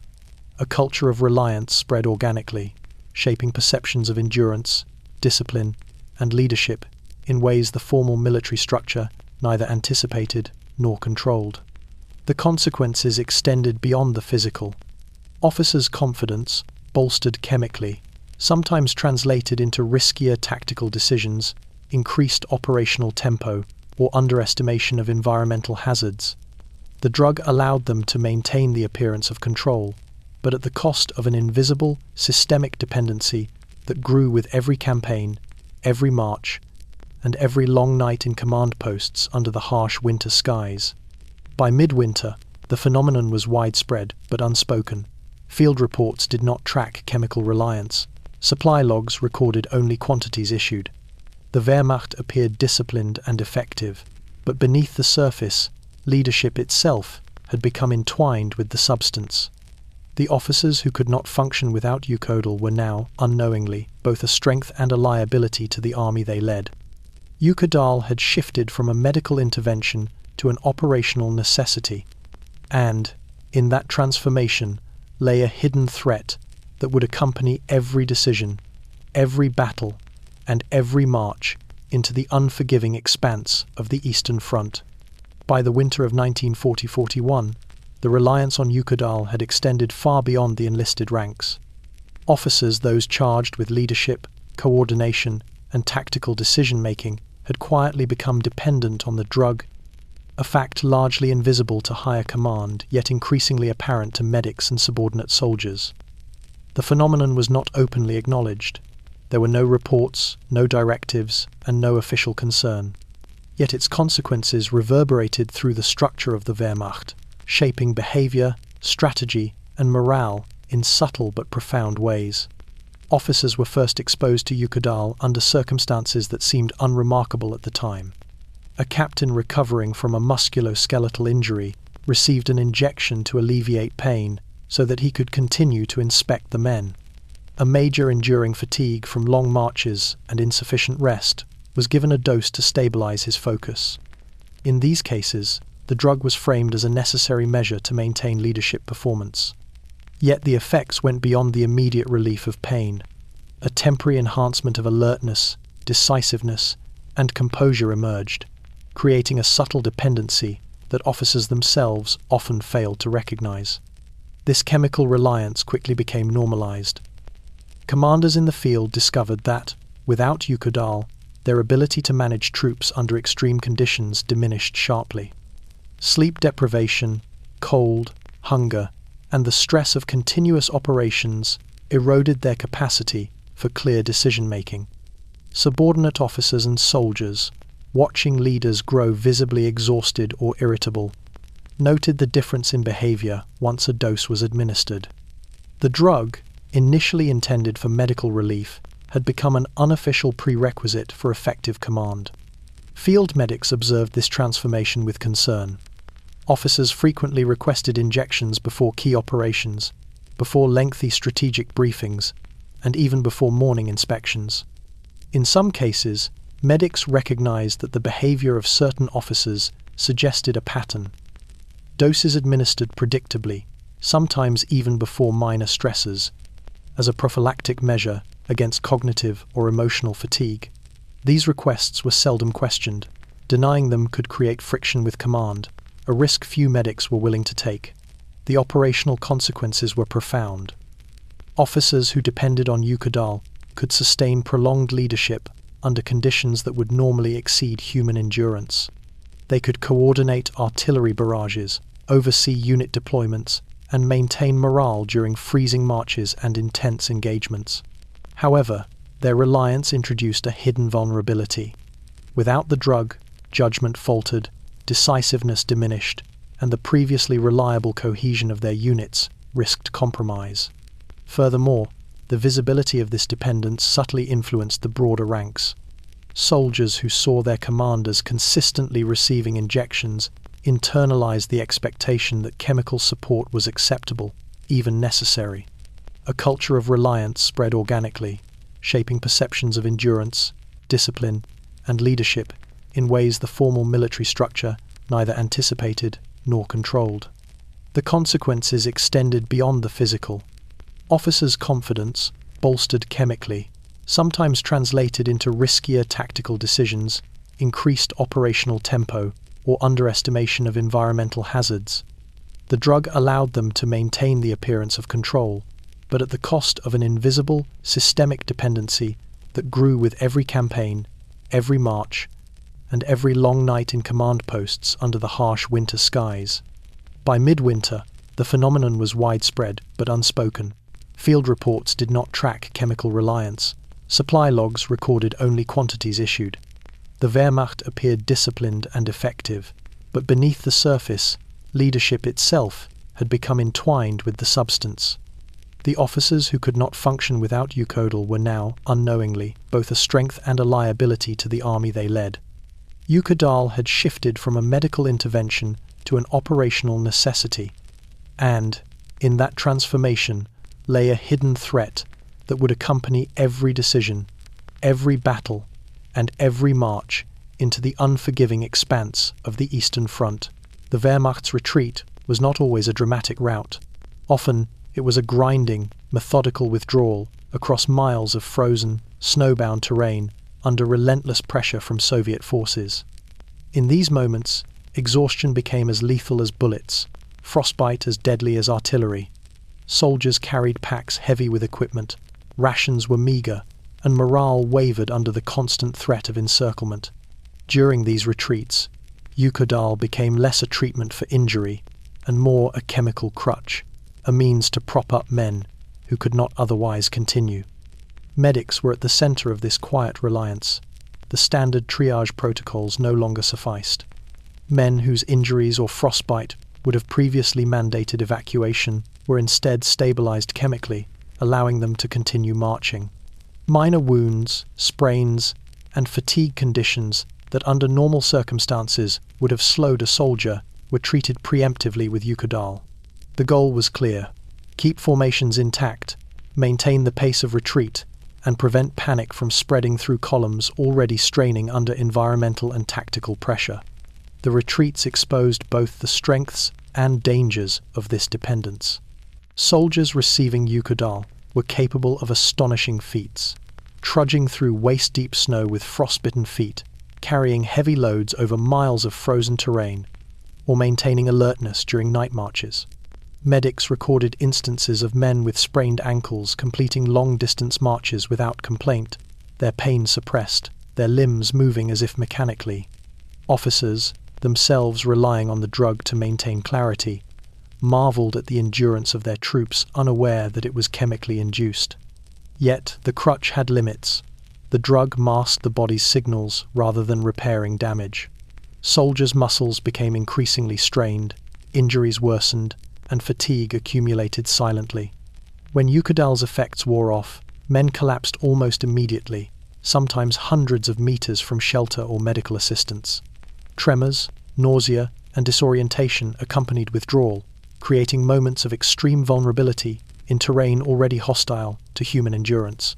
The very tool that allowed survival also concealed the fragility of the body, creating a dangerous illusion of capacity.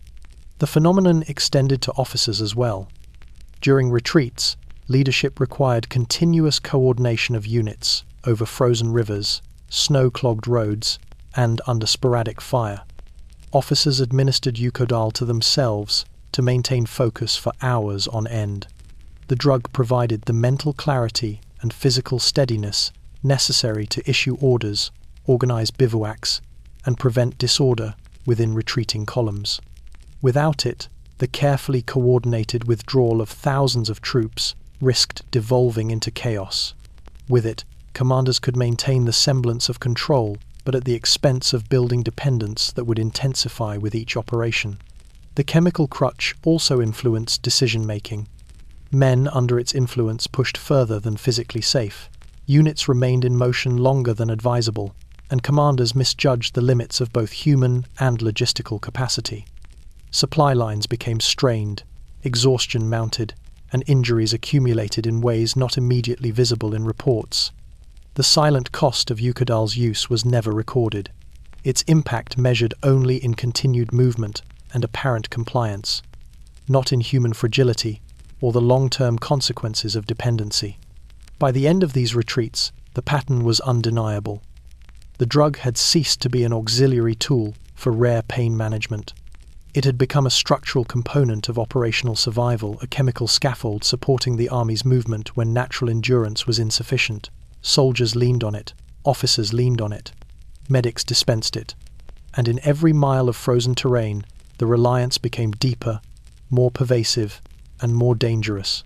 The chemical crutches of winter were sustaining the army, but they were also binding it to a dependency that would follow the Wehrmacht into every campaign, every frozen march, and every battlefield yet to come. By the middle of 1940-41, field hospitals along the Eastern Front had become arenas of near-constant crisis.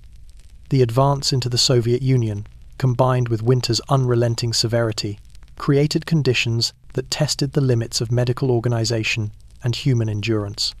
Casualties arrived in waves, wounded, frostbitten, exhausted, and chemically dependent. In these crowded, freezing rooms, the quiet influence of Eukodal became glaringly evident, and yet little of it was recorded in official reports. Field hospitals were often improvised in barns, abandoned buildings, or hastily constructed wooden structures. They were crowded, understaffed, and ill-supplied, even when supply trains arrived intact. Surgeons and medics worked in overlapping shifts, often for 20 hours or more, with minimal rest. The wounded arrived on sleds, stretchers, or by dragging themselves from the battlefield. Many were physically broken. Some were psychologically frayed. Their injuries ranged from shattered limbs and frostbite to hypothermia, malnutrition, and the mental toll of continuous combat. In these circumstances, Eukodal became indispensable. Medics administered it to manage pain, stabilize soldiers for transport, and maintain operational tempo. The drug allowed wounded men to sit upright, speak clearly, and even participate in limited movements, enabling the hospital to treat more patients in a shorter time. Soldiers who might otherwise have required prolonged observation or immobilization could now be returned to their units more rapidly. In theory, this was a victory for efficiency, but efficiency came at a cost.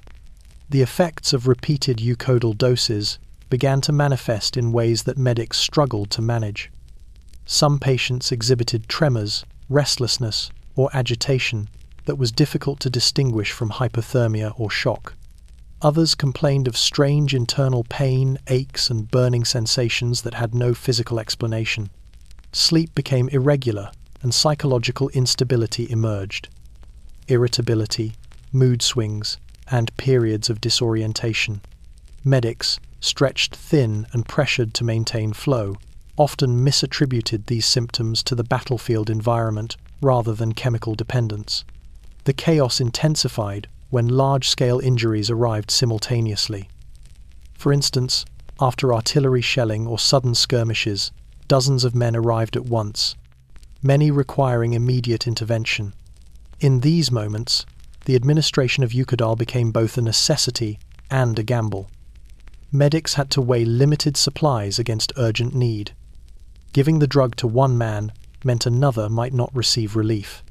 Officers' demands for functional soldiers further complicated triage decisions. The line between treatment and operational expedients blurred completely. Moreover, Eukodal use among officers added another layer of complexity. Commanders, arriving injured or exhausted, demanded doses to maintain decision-making capabilities. Medics often complied, understanding that an incapacitated officer could compromise the coordination of multiple units.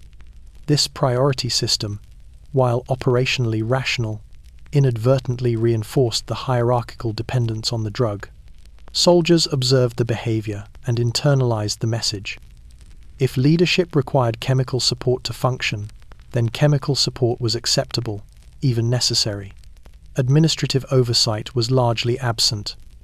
Reports filtered upward focused on patient numbers, mortality rates, and supply shortages, not the increasing chemical reliance within the hospital. Notes about repeated Eukodal administration or unusual behavioral patterns were often omitted or buried in paperwork. Superiors received sanitized summaries that portrayed order and efficiency, masking the fragile human substrate beneath. By the end of the winter campaign, field hospitals were operating at the edge of capacity, both medically and chemically. Eukodal had become more than a treatment. It was a tool of triage, a mechanism of control, and a hidden support system that sustained both soldiers and officers. Yet the consequences were accumulating invisibly: dependence, withdrawal, and impaired judgment, all quietly threading through the army's operational effectiveness. In the midst of freezing, crowded wards, the true cost of chemical reliance remained unseen. Field hospitals had become engines of survival, but survival now depended as much on a drug as on surgical skill, and the chaos it concealed would reverberate across every unit in the Wehrmacht. By the end of the second year on the Eastern Front, the Wehrmacht soldiers were enduring conditions that tested the very limits of human endurance. Frostbitten marches, frozen trenches, and relentless engagement with Soviet forces created an environment where physical pain and psychological strain were constant companions. Amid these pressures, Eukodal had become a silent, omnipresent factor, a drug meant to suppress suffering, but one whose widespread use was reshaping morale in ways few within the army recognized. The effect on soldiers was subtle at first. A man receiving Eukodal for frostbite or a strained joint could continue marching, maintain focus, and even perform basic duties as though nothing were wrong. To his comrades, he appeared disciplined, capable, and resolute. Commanders, too, noticed an increase in perceived endurance and compliance. These observations reinforced the drug's use, embedding it more deeply into daily operations. Medics administered doses preemptively, officers requested injections before stressful operations, and troops gradually came to expect relief as part of the rhythm of service. Yet beneath this apparent efficiency, the drug exerted a corrosive influence on morale. Dependency grew quietly, almost imperceptibly. Soldiers began associating performance, endurance, and even courage with chemical assistance rather than personal resolve or training. Confidence became artificially maintained. Without Eukodal, men experienced heightened anxiety, tremors, and emotional instability symptoms that often mimicked fear or fatigue, but which in truth were withdrawal effects. The psychological environment of the army began to shift, structured around the presence of a substance rather than shared experience, discipline, or esprit de corps. The consequences for units were significant. Soldiers who relied on the drug often became impatient with those who refused or resisted it. Tensions grew as men attempted to ration or obtain doses from field medics. Minor disagreements escalated, and interpersonal trust already strained by the harsh conditions of the Eastern Front was eroded. Comradeship, which had once been a critical component of morale, was undermined by an unspoken chemical hierarchy. Those who received Eukodal could endure, those who did not fell behind. Officers were equally affected. Many had grown dependent on the drug to maintain operational clarity under extreme conditions. The absence of a dose could make them hesitant, indecisive, or overly irritable, subtly influencing the tone of command. Subordinates internalized these fluctuations, linking the drug's presence to leadership competence. The result was a feedback loop in which chemical support reinforced obedience, dependence, and psychological reliance throughout the ranks. Operational effectiveness appeared consistent on the surface, yet it was sustained by a fragile, hidden dependency. The drug's presence also suppressed natural coping mechanisms. Soldiers no longer had to negotiate fear, exhaustion, or injury in real time. Eukodal masked these challenges, replacing them with a chemically induced calm that felt normal. When doses were unavailable or delayed due to supply shortages, logistical errors, or battlefield chaos, panic, frustration, and despondency emerged almost immediately. Units that had seemed disciplined could falter rapidly, exposing both the soldiers' vulnerability and the army's hidden reliance on chemical support. By the time campaigns stretched into deep winter, the toll on morale was undeniable, even if invisible in official reports. Eukodal had become both a lifeline and a shackle, a tool that maintained operational continuity, yet quietly eroded the soldiers' confidence in their own endurance. Dependence had extended beyond physical relief, reshaping perception, behavior, and unit cohesion in ways that could not be measured by conventional metrics. The unseen toll on morale was perhaps the most insidious legacy of Eukodal. The drug sustained the army, yet it also redefined what endurance, courage, and reliability truly meant on the battlefield, leaving soldiers bound not only to orders but to chemical necessity. By the spring of 1940-42, the subtle patterns of chemical reliance that had begun with isolated doses of Eukodal had transformed into a pervasive, largely invisible phenomenon: addiction among the ranks. What began as occasional, medically justified administration to stabilize injuries had evolved into frequent, almost ritualistic use by both enlisted men and officers. This dependence, unnoticed in official reports and unacknowledged in higher command, was quietly reshaping the operational and psychological fabric of the Wehrmacht. Addiction did not announce itself with dramatic symptoms or visible deterioration in most cases. It emerged incrementally, a process invisible to those focused on immediate operational needs.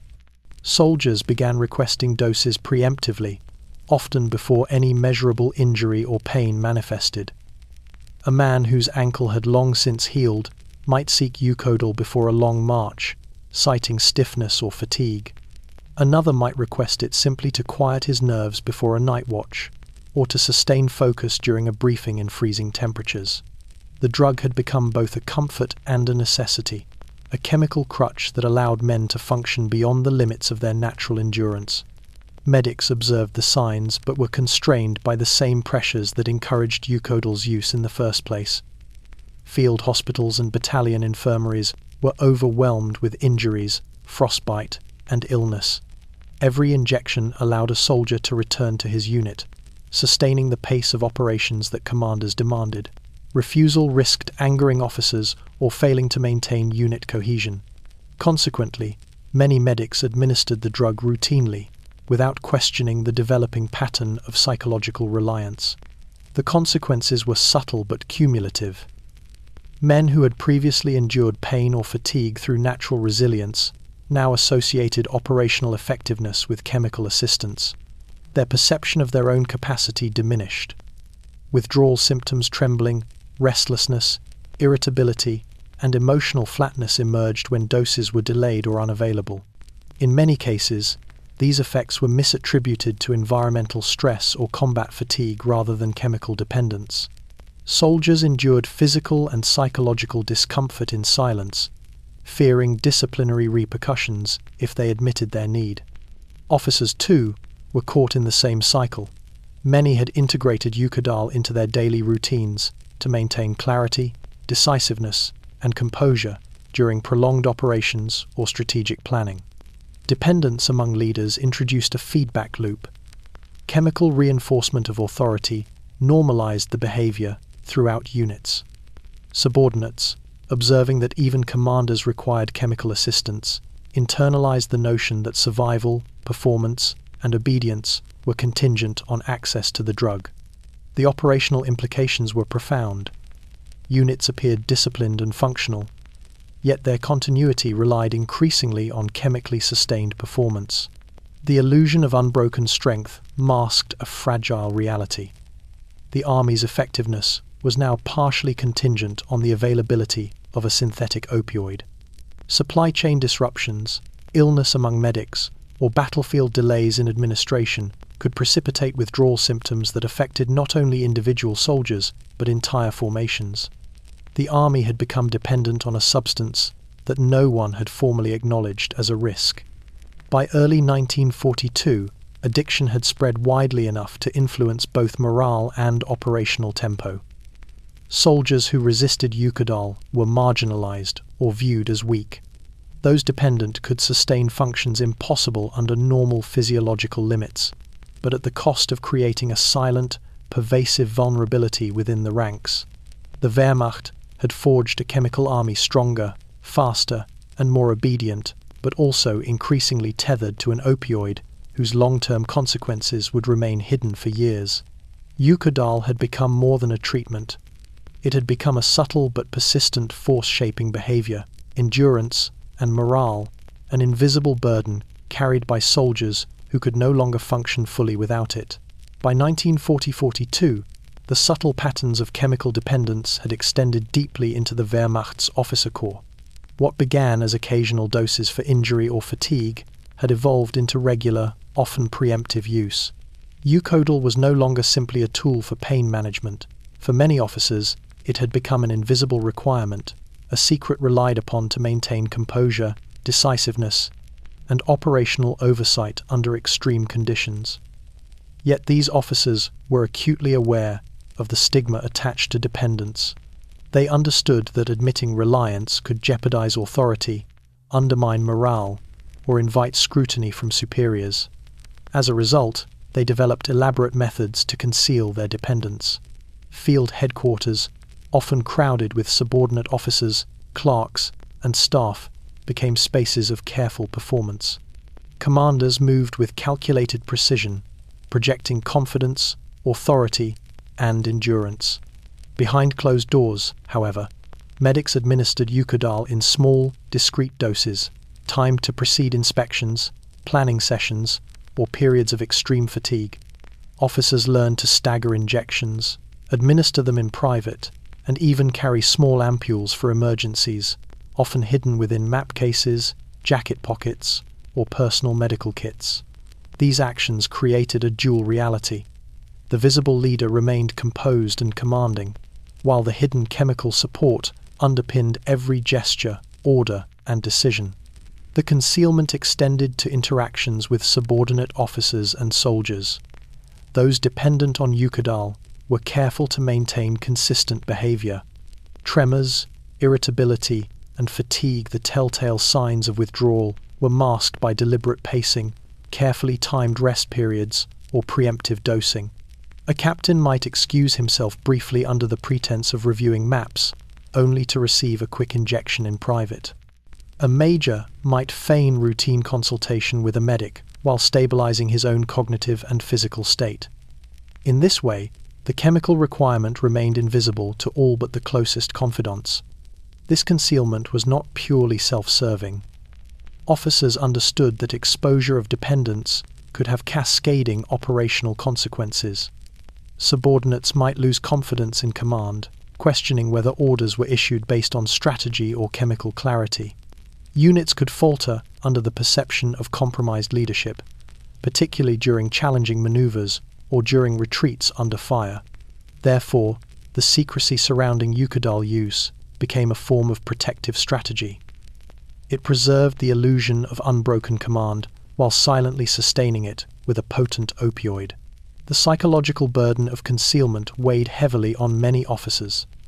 They operated under a constant tension: the fear of exposure, the physical need for the drug, and the responsibility of leadership. Sleep was often disrupted, both from the stress of operations and from the side effects of repeated doses. Emotional regulation became chemically mediated. Moments of indecision, frustration, or fatigue were masked, not resolved. Yet the visible presentation, confident, authoritative, composed, remained intact, a carefully maintained performance that hid vulnerability beneath layers of strategy and pharmacology. The consequences of this concealment extended beyond individual officers.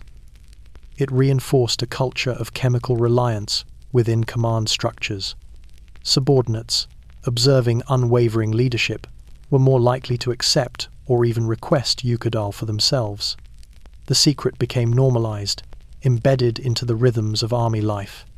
Over time, it shifted the perception of endurance and capability. The drug was no longer exceptional, but essential. By the spring of 1942, officers who could not function without Eukodal had mastered the art of concealment. They appeared as paragons of discipline, judgment, and strength, even as their clarity and authority depended on a substance whose influence would remain largely invisible to the army that relied upon them. By the spring of 1942, Eukodal was no longer confined to infantry regiments and standard field units. Its use had spread to specialized branches of the Wehrmacht panzer divisions, reconnaissance units, artillery crews, and even signals detachments, each operating under conditions that demanded endurance, precision, and rapid decision-making. The drug, initially introduced as a therapeutic aid, had quietly become integral to maintaining performance across the Army's most elite and operationally critical formations. Panzer crews, in particular, became early beneficiaries. Tank operations required sustained attention under extreme environmental conditions. Heat inside the armored hull during summer, freezing metal surfaces during winter, and constant exposure to mechanical vibration and enemy fire. Crews endured hours confined in claustrophobic spaces, often with inadequate food or rest. Minor injuries from burns to bruises to sprains accumulated silently. In this environment, Eukodal was administered not merely for pain relief, but to maintain operational focus. A soldier who had twisted an ankle in the cramped confines of a tank could continue operating controls with steadiness, while the drug masked discomfort that would otherwise compromise combat effectiveness. Reconnaissance units, sent deep behind enemy lines, relied on chemical support in a different but equally critical way. These soldiers faced extended marches, frozen rivers, and constant exposure to enemy patrols. They were often responsible for maintaining communications and observing movements for days at a time, with minimal rest. Eukodal allowed them to suppress pain and fatigue, enabling extended operations without immediate collapse.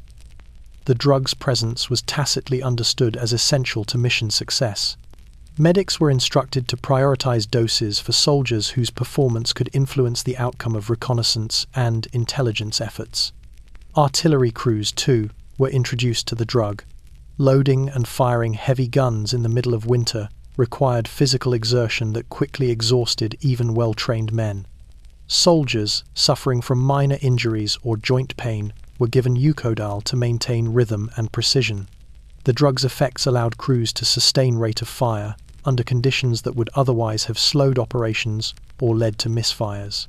The combination of chemical support and discipline ensured that artillery units maintained the Army's momentum, particularly during prolonged engagements.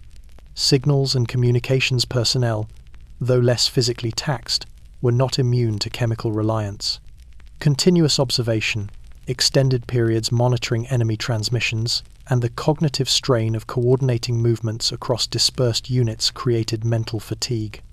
Eukodal was occasionally administered to maintain alertness during critical operations, ensuring that information flowed unbroken across the front. This use further normalized the drug's role as a performance enhancer, even in non-combat functions. The spread to specialized units also highlighted a broader issue. Dosage and oversight were inconsistent. In some panzer divisions, medics distributed Eukodal liberally, treating minor discomfort preemptively. In other units, availability was constrained by supply lines or bureaucratic prioritization. These discrepancies created uneven reliance across formations, further entrenching a culture of dependence in units with higher exposure and operational pressure. By mid-1942, Eukodal had become woven into the daily operations of Germany's most critical and capable formations. The drug's utility was unquestioned, its risks largely invisible. Soldiers, medics, and officers had internalized its presence, shaping expectations of endurance, alertness, and resilience. What began as a therapeutic measure had transformed into a tactical tool, silently dictating performance across the Army's specialized units. Eukodal's influence now extended into every echelon and specialization, binding the operational capabilities of Germany's elite formations to chemical support and marking a new phase in the hidden dependencies that would come to define the Wehrmacht's performance on the Eastern Front. By the summer of 1942, the Wehrmacht's reliance on Eukodal had become systemic. What began as a limited therapeutic measure had expanded to influence enlisted men, officers, and specialized units alike. Yet, while the drug's presence seemed secure in field kits and depot stockpiles, its increasing distribution exposed an often overlooked vulnerability: the fragility of supply lines. The Army's logistical network was impressive in scale but delicate in execution. Crates of Eukodal, morphine, and other medical supplies moved by rail, truck, or horse-drawn wagon across vast distances. Each transport depended on precise scheduling, functional infrastructure, and secure routes. Any disruption, a sabotaged rail line, a frozen river, an ambush threatened not only ammunition or rations, but the very chemical support that the Army's operational performance had come to depend upon. During summer campaigns, supply lines were stretched thin. Railways, heavily relied upon for speed and efficiency, faced constant wear and enemy interference. Bridges were destroyed or damaged. Rolling stock suffered mechanical failures. Depots were overwhelmed with the sheer volume of cargo. Medical supplies were deprioritized in reports compared to fuel, artillery shells, or food. Yet without Eukodal, the human element of the army, the soldiers and officers who had grown dependent, was at risk of functional collapse. Field medics quickly recognized the stakes. Soldiers accustomed to regular doses of Eukodal displayed visible withdrawal symptoms when supplies were delayed. Trembling hands, irritability, and acute pain became common in men, forced to endure even short interruptions. Officers experienced lapses in decision-making, hesitation in issuing orders, and abrupt changes in mood. The chemical crutch, once a quietly administered support, now had the potential to dictate unit effectiveness, tying operational success directly to the reliability of the supply chain. Commanders attempted mitigation strategies. Stockpiles were duplicated where possible, extra crates were distributed to forward depots, and medics were instructed to ration doses carefully. Yet these measures could not fully compensate for logistical disruptions. A frozen road, a delayed convoy, or a damaged rail line could leave hundreds of men without relief. Even temporary shortages had disproportionate effects, causing decreased morale, slowed movement, and impaired coordination across units. The dependence on Eukodal also complicated medical triage. Medics were forced to make decisions not solely based on medical necessity, but on anticipated supply constraints. Soldiers with minor complaints might be deferred or sent back to their units to conserve doses for those deemed more critical. Conversely, units in critical operations sometimes received more generous distributions, amplifying disparities and reinforcing the perception that chemical support was integral to operational priority rather than clinical assessment. Higher command remained largely unaware of the problem. Reports reaching divisional and army group headquarters focused on totals, doses issued, units supplied, and consumption rates. They rarely captured the operational consequences of delayed or uneven distribution. Yet within the ranks, the link was clear. A delayed shipment of Eukodal could temporarily compromise the performance of an entire battalion. By mid-campaign, supply lines had become a hidden vulnerability.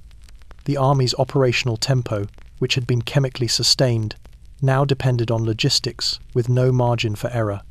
Eukodal was not simply a painkiller, it had become a structural requirement, its availability dictating the endurance and reliability of men, officers, and specialized units alike. In this way, the success of the Wehrmacht on the Eastern Front was intertwined with a fragile, invisible thread. Disruption of supply lines was not just a logistical setback, it threatened the chemical scaffolding that maintained the Army's functioning, revealing a hidden weakness beneath the outward appearance of relentless efficiency. By the autumn of 1942, Eukodal had become so deeply embedded in the daily operations of the Wehrmacht that its risks were largely invisible to commanders and most medical officers. Soldiers and officers alike relied on the drug to endure prolonged marches, intense combat, freezing conditions, and relentless fatigue. Yet this dependence, coupled with inconsistent administration and the pressures of supply shortages, began to produce a new and alarming consequence: accidental overdoses. Field hospitals, already overwhelmed by battle casualties, became the primary sites for these incidents. In many cases, the overdoses were subtle at first. Men would appear unusually drowsy or disoriented. Complaints of dizziness or nausea brushed aside as symptoms of cold, stress, or exhaustion.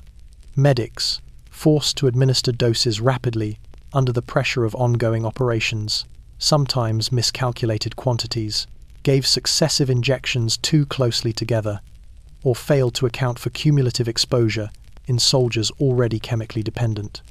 The first overdoses were rarely recorded formally, often appearing as collapsed due to fatigue in battalion logs, concealing the true cause. The symptoms of overdose presented differently among enlisted men and officers. Soldiers often displayed extreme lethargy, difficulty maintaining posture, slowed reflexes, and in some cases, temporary unconsciousness. Officers, whose reliance on Eukodal extended to mental clarity and decision-making, sometimes experienced acute confusion, tremors, or uncharacteristic errors in judgment.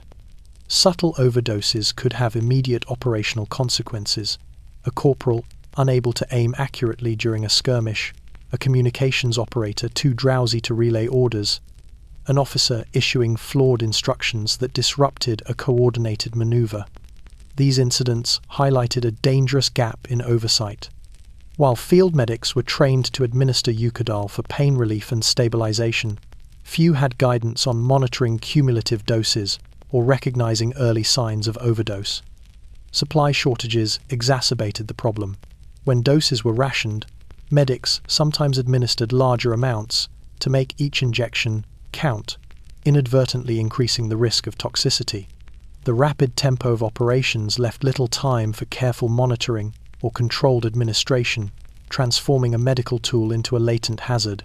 The first significant clusters of overdose cases drew the attention of regimental surgeons, but official reports often minimized or misattributed them. A man found unconscious in a trench might be listed as suffering from hypothermia or exhaustion. A commander making a tactical error after receiving a dose could have his mistake blamed on fatigue or enemy action. The culture of prioritizing operational effectiveness over medical accuracy ensured that the true pattern overuse of Eukodal, leading to acute toxicity, remained largely invisible at higher command levels.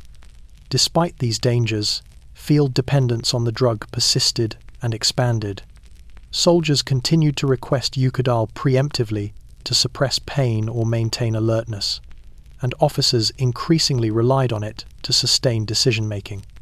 Medics, caught between the immediate needs of their units and the unpredictable effects of repeated doses, were left improvising. The first accidental overdoses were a stark warning that chemical dependence carried immediate and potentially lethal consequences. Yet the operational imperative to maintain the Army's forward momentum overshadowed caution. By the end of autumn, the Wehrmacht faced a paradox. Eukodal enabled soldiers to endure the rigors of the Eastern Front, preserving combat effectiveness and morale, yet its misuse and cumulative effects had introduced a hidden, potentially lethal vulnerability. The very substance that sustained the Army now posed a direct threat to its personnel. The first accidental overdoses were not a failure of intent.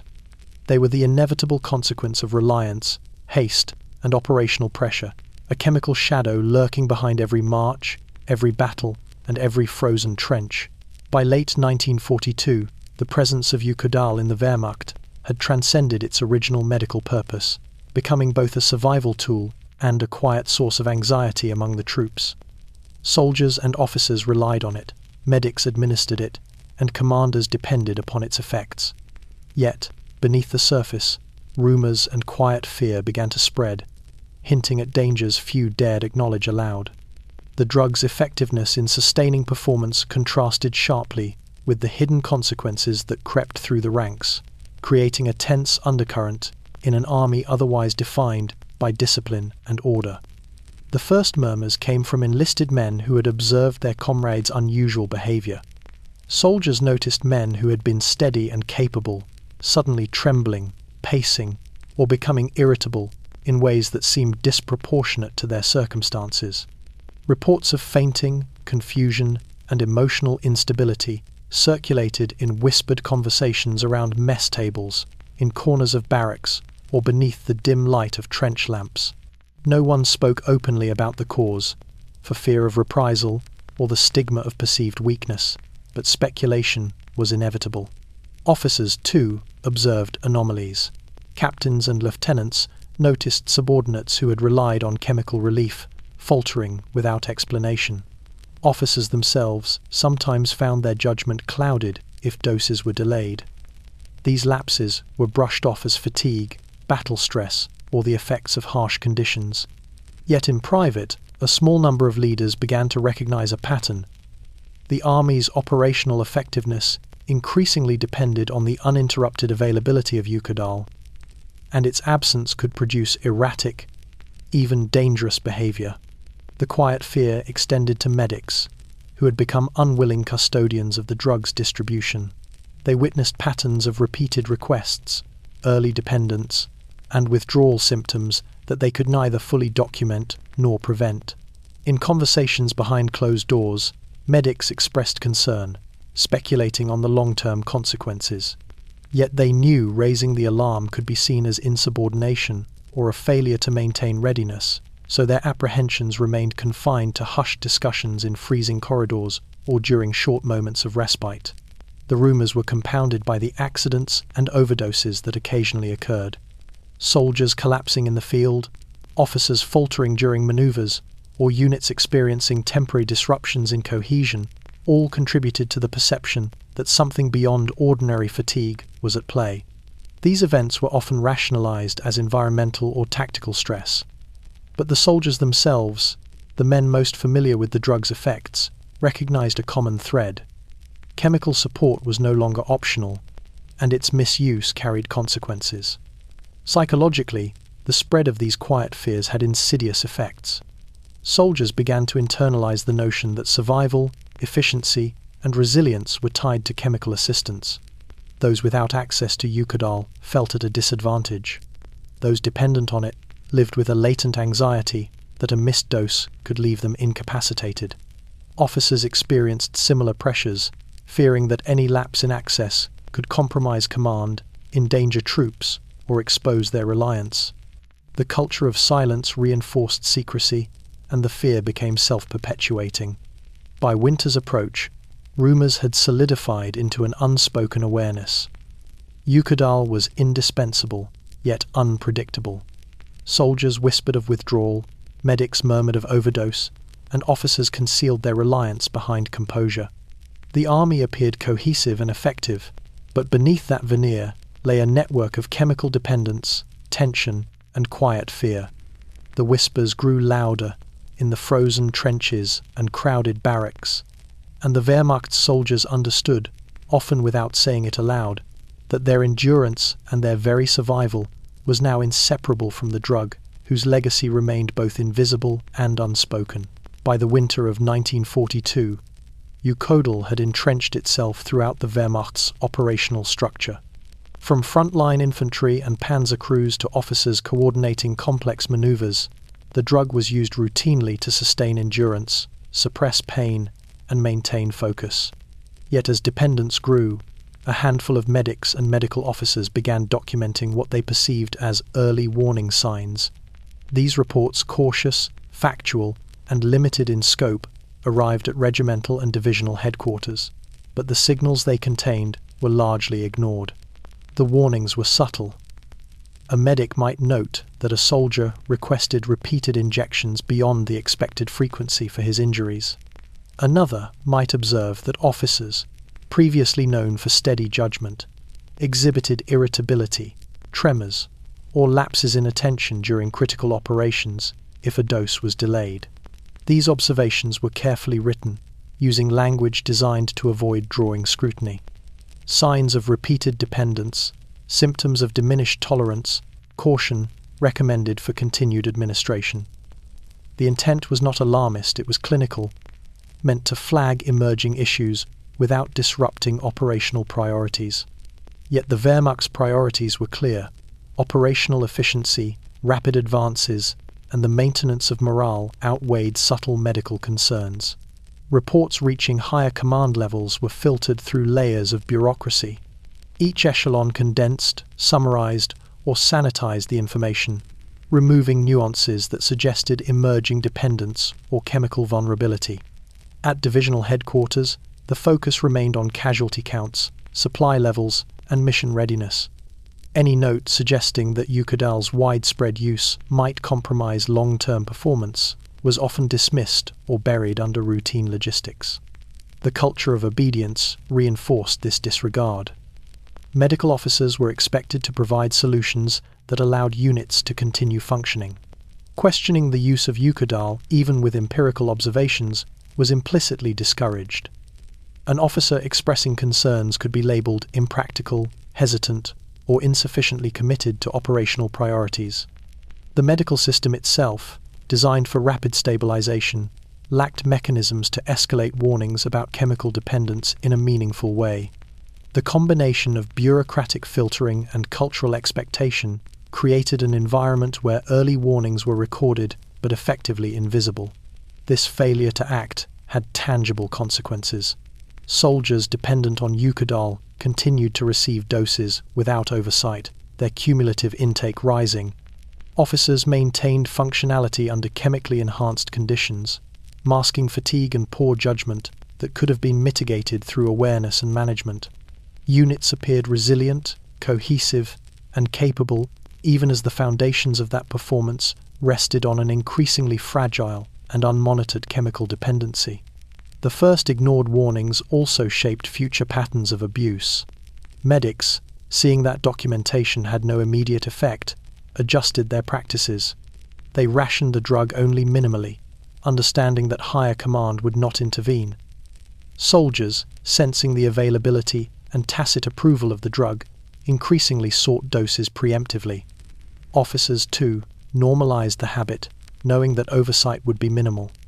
What might have been an early opportunity to regulate, educate, or mitigate dependence, instead became a precedent for expanding reliance.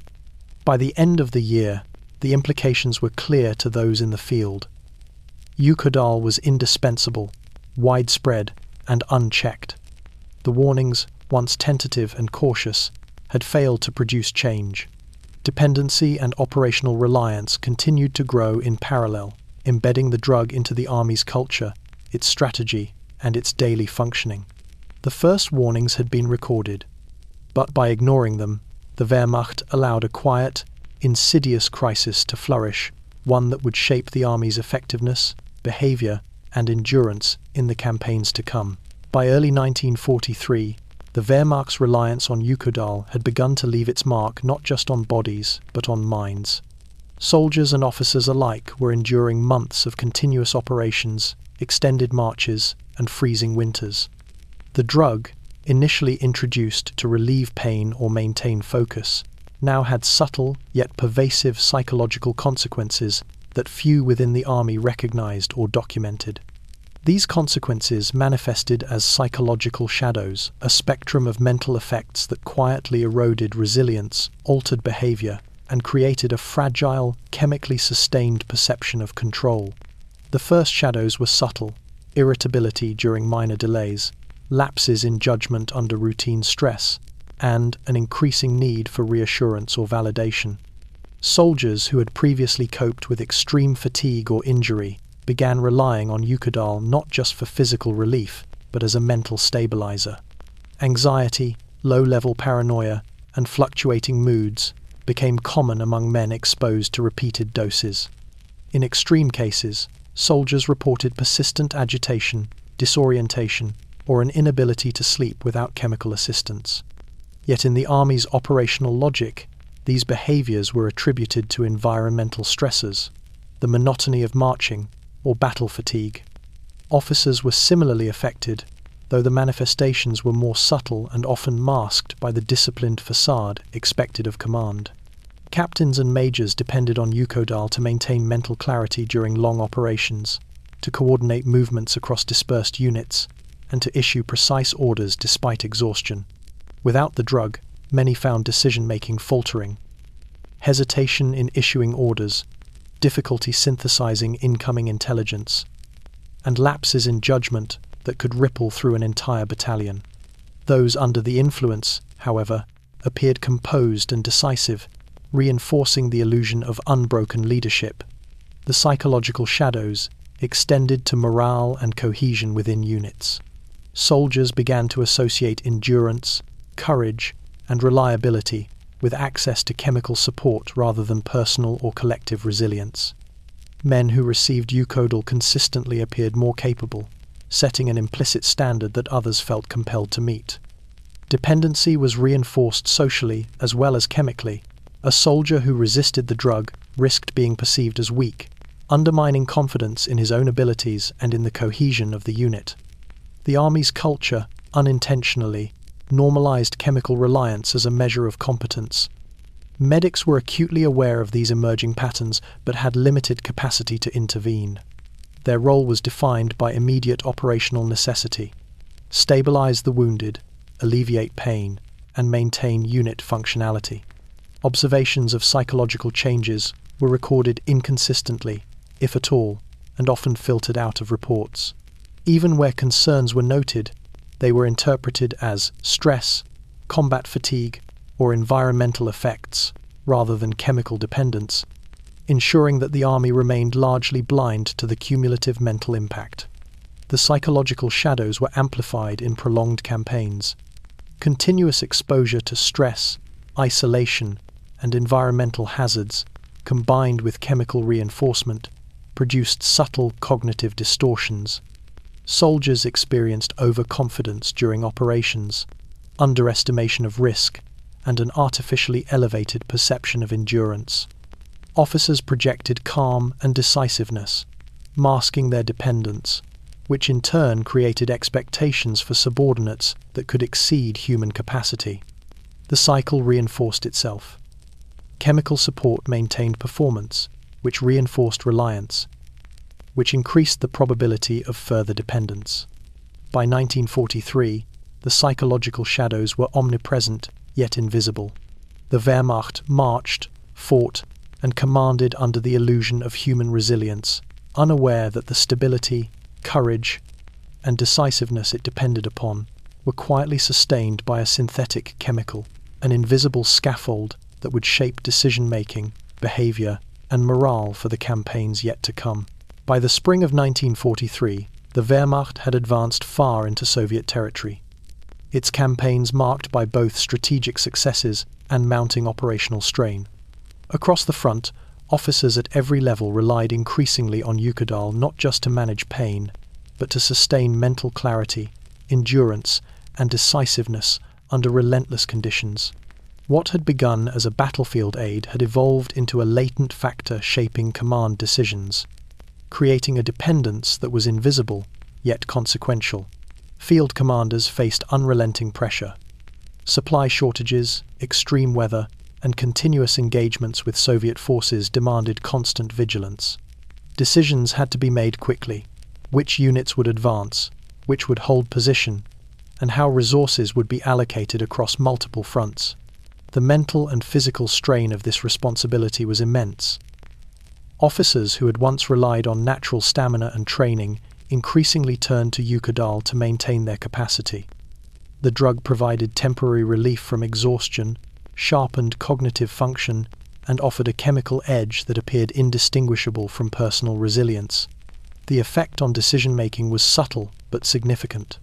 Officers under the influence of Eukodal maintained composure during crises, coordinated movements across dispersed units, and executed complex maneuvers with precision. Their ability to prioritize, analyze, and adapt was enhanced in the short term. Yet the reliance introduced an unseen vulnerability.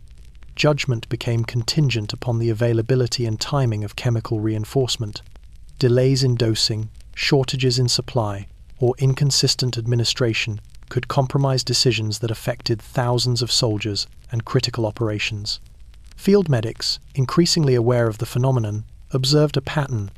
Officers who received doses preemptively displayed calm decisiveness, while those who missed doses or relied on previously administered injections sometimes exhibited irritability, hesitation, or lapses in focus. These fluctuations, though not immediately visible to subordinates, had operational consequences. Orders might be delayed, adjustments overlooked, or risk assessments skewed. The chemical dependency, hidden behind the illusion of command competence, had become a factor in strategic execution itself. The phenomenon extended to subordinate officers and staff. Observing their superiors' reliance, junior officers internalized the expectation that performance required chemical support. This created a cascading effect. The perceived standard of endurance shifted from human capability to chemically reinforced functionality. Medics, responding to repeated requests from multiple ranks, adjusted distribution practices to maintain operational continuity. Eukodal, once a medical aid, had become a structural component of command culture. The dangers of this dependence were compounded by the ongoing logistical challenges of the Eastern Front. Supply lines stretched across hundreds of kilometers, vulnerable to sabotage, weather, and mechanical failure. The effectiveness of chemical support, and by extension command reliability, depended entirely on uninterrupted delivery. Delays or shortages introduced risk not just to individuals but to entire units whose operational cohesion hinged on chemically enhanced leadership. By the spring of 1943, the Army had achieved a paradoxical state. Officers appeared competent, decisive, and capable, yet their performance had become inseparable from the availability of a synthetic opioid. Strategic decisions, tactical execution, and unit morale were quietly influenced by chemical dependence, an invisible, unrecorded factor underpinning the Wehrmacht's operations. Eukodal had become more than a battlefield aid. It had become a hidden architect of command, shaping decisions, behavior, and perception across the front, its influence silent, pervasive, and increasingly indispensable to the Army's functioning in one of the most brutal theatres of the war. As the campaigns of 1943 drew on, the full scope of Eukodal's presence within the Wehrmacht became undeniable, even if rarely acknowledged in official records. What had begun as a controlled therapeutic intervention had evolved over years of continuous warfare into a deeply entrenched system of chemical dependence, silently underpinning the Army's operational effectiveness.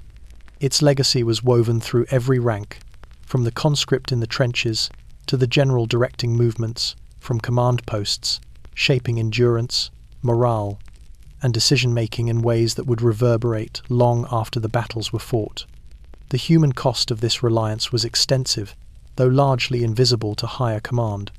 Soldiers, initially dosed to suppress pain or allow continued movement, had become psychologically and physically dependent. Withdrawal symptoms, trembling, irritability, emotional flatness appeared whenever doses were delayed, yet these manifestations were frequently misattributed to environmental stress, exhaustion, or combat fatigue. Over time, the repeated administration of Eukodal altered soldiers' perception of pain, fear, and fatigue, blurring the boundaries between natural endurance and chemically enforced functionality. Officers, too, were profoundly affected. The performance dose, initially a private aid for sustaining mental clarity during extended operations, had become a tacit requirement for command. Leaders relied on the drug to maintain decisiveness, composure, and tactical oversight. Those who lacked access experienced diminished cognitive function, affecting judgment and operational planning. The chemical scaffolding upon which command relied became invisible to observers, creating an illusion of unbroken capability while masking an underlying vulnerability. Leadership itself had become dependent on synthetic intervention. The logistical and structural consequences compounded the problem. Supply lines, stretched across vast distances and vulnerable to enemy action, became critical not only for ammunition and rations, but for maintaining the Army's chemical infrastructure. Units that experienced delays in Eukodal deliveries faced diminished morale and operational capability, while those with continuous access appeared resilient beyond natural limits. This disparity subtly reshaped perceptions of endurance and effectiveness, reinforcing dependence both individually and institutionally.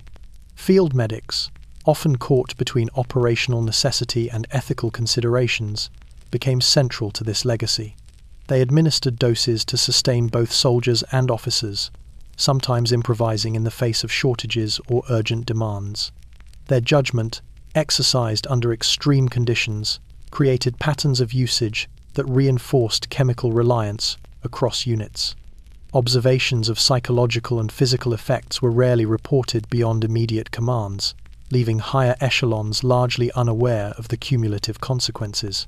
By the end of 1943, the legacy of Eukodal was embedded in the culture, structure, and functioning of the Wehrmacht. Units operated with apparent cohesion, morale remained superficially high, and officers maintained a semblance of unwavering authority. Yet beneath this surface lay a network of dependence, a hidden architecture that had been nurtured over years of war. Performance, endurance, and resilience had become inseparable from chemical intervention, and the Army's successes were, in part, a testament to this unseen scaffolding. The consequences would endure beyond immediate campaigns. Soldiers who survived the Eastern Front carried dependence, withdrawal experiences, and altered perceptions of endurance into future operations. Officers' judgment and command methods had been quietly shaped by reliance on a substance that blurred the line between human capability and chemical enhancement. Medics' decisions had institutionalized a pattern that would influence behavior long after the ampules were gone. Eukodal's legacy was therefore paradoxical. It sustained life, preserved operations, and bolstered performance under conditions of extreme stress. Yet it left behind a shadow, an invisible network of dependence, vulnerability, and psychological imprint that would follow the Wehrmacht for the remainder of the war. The drug that had quietly carried the army forward had also reshaped it from within. Its effects would endure in the bodies, minds, and memories of those who survived, and in the hidden costs of a military machine that had become inseparable from chemical dependence.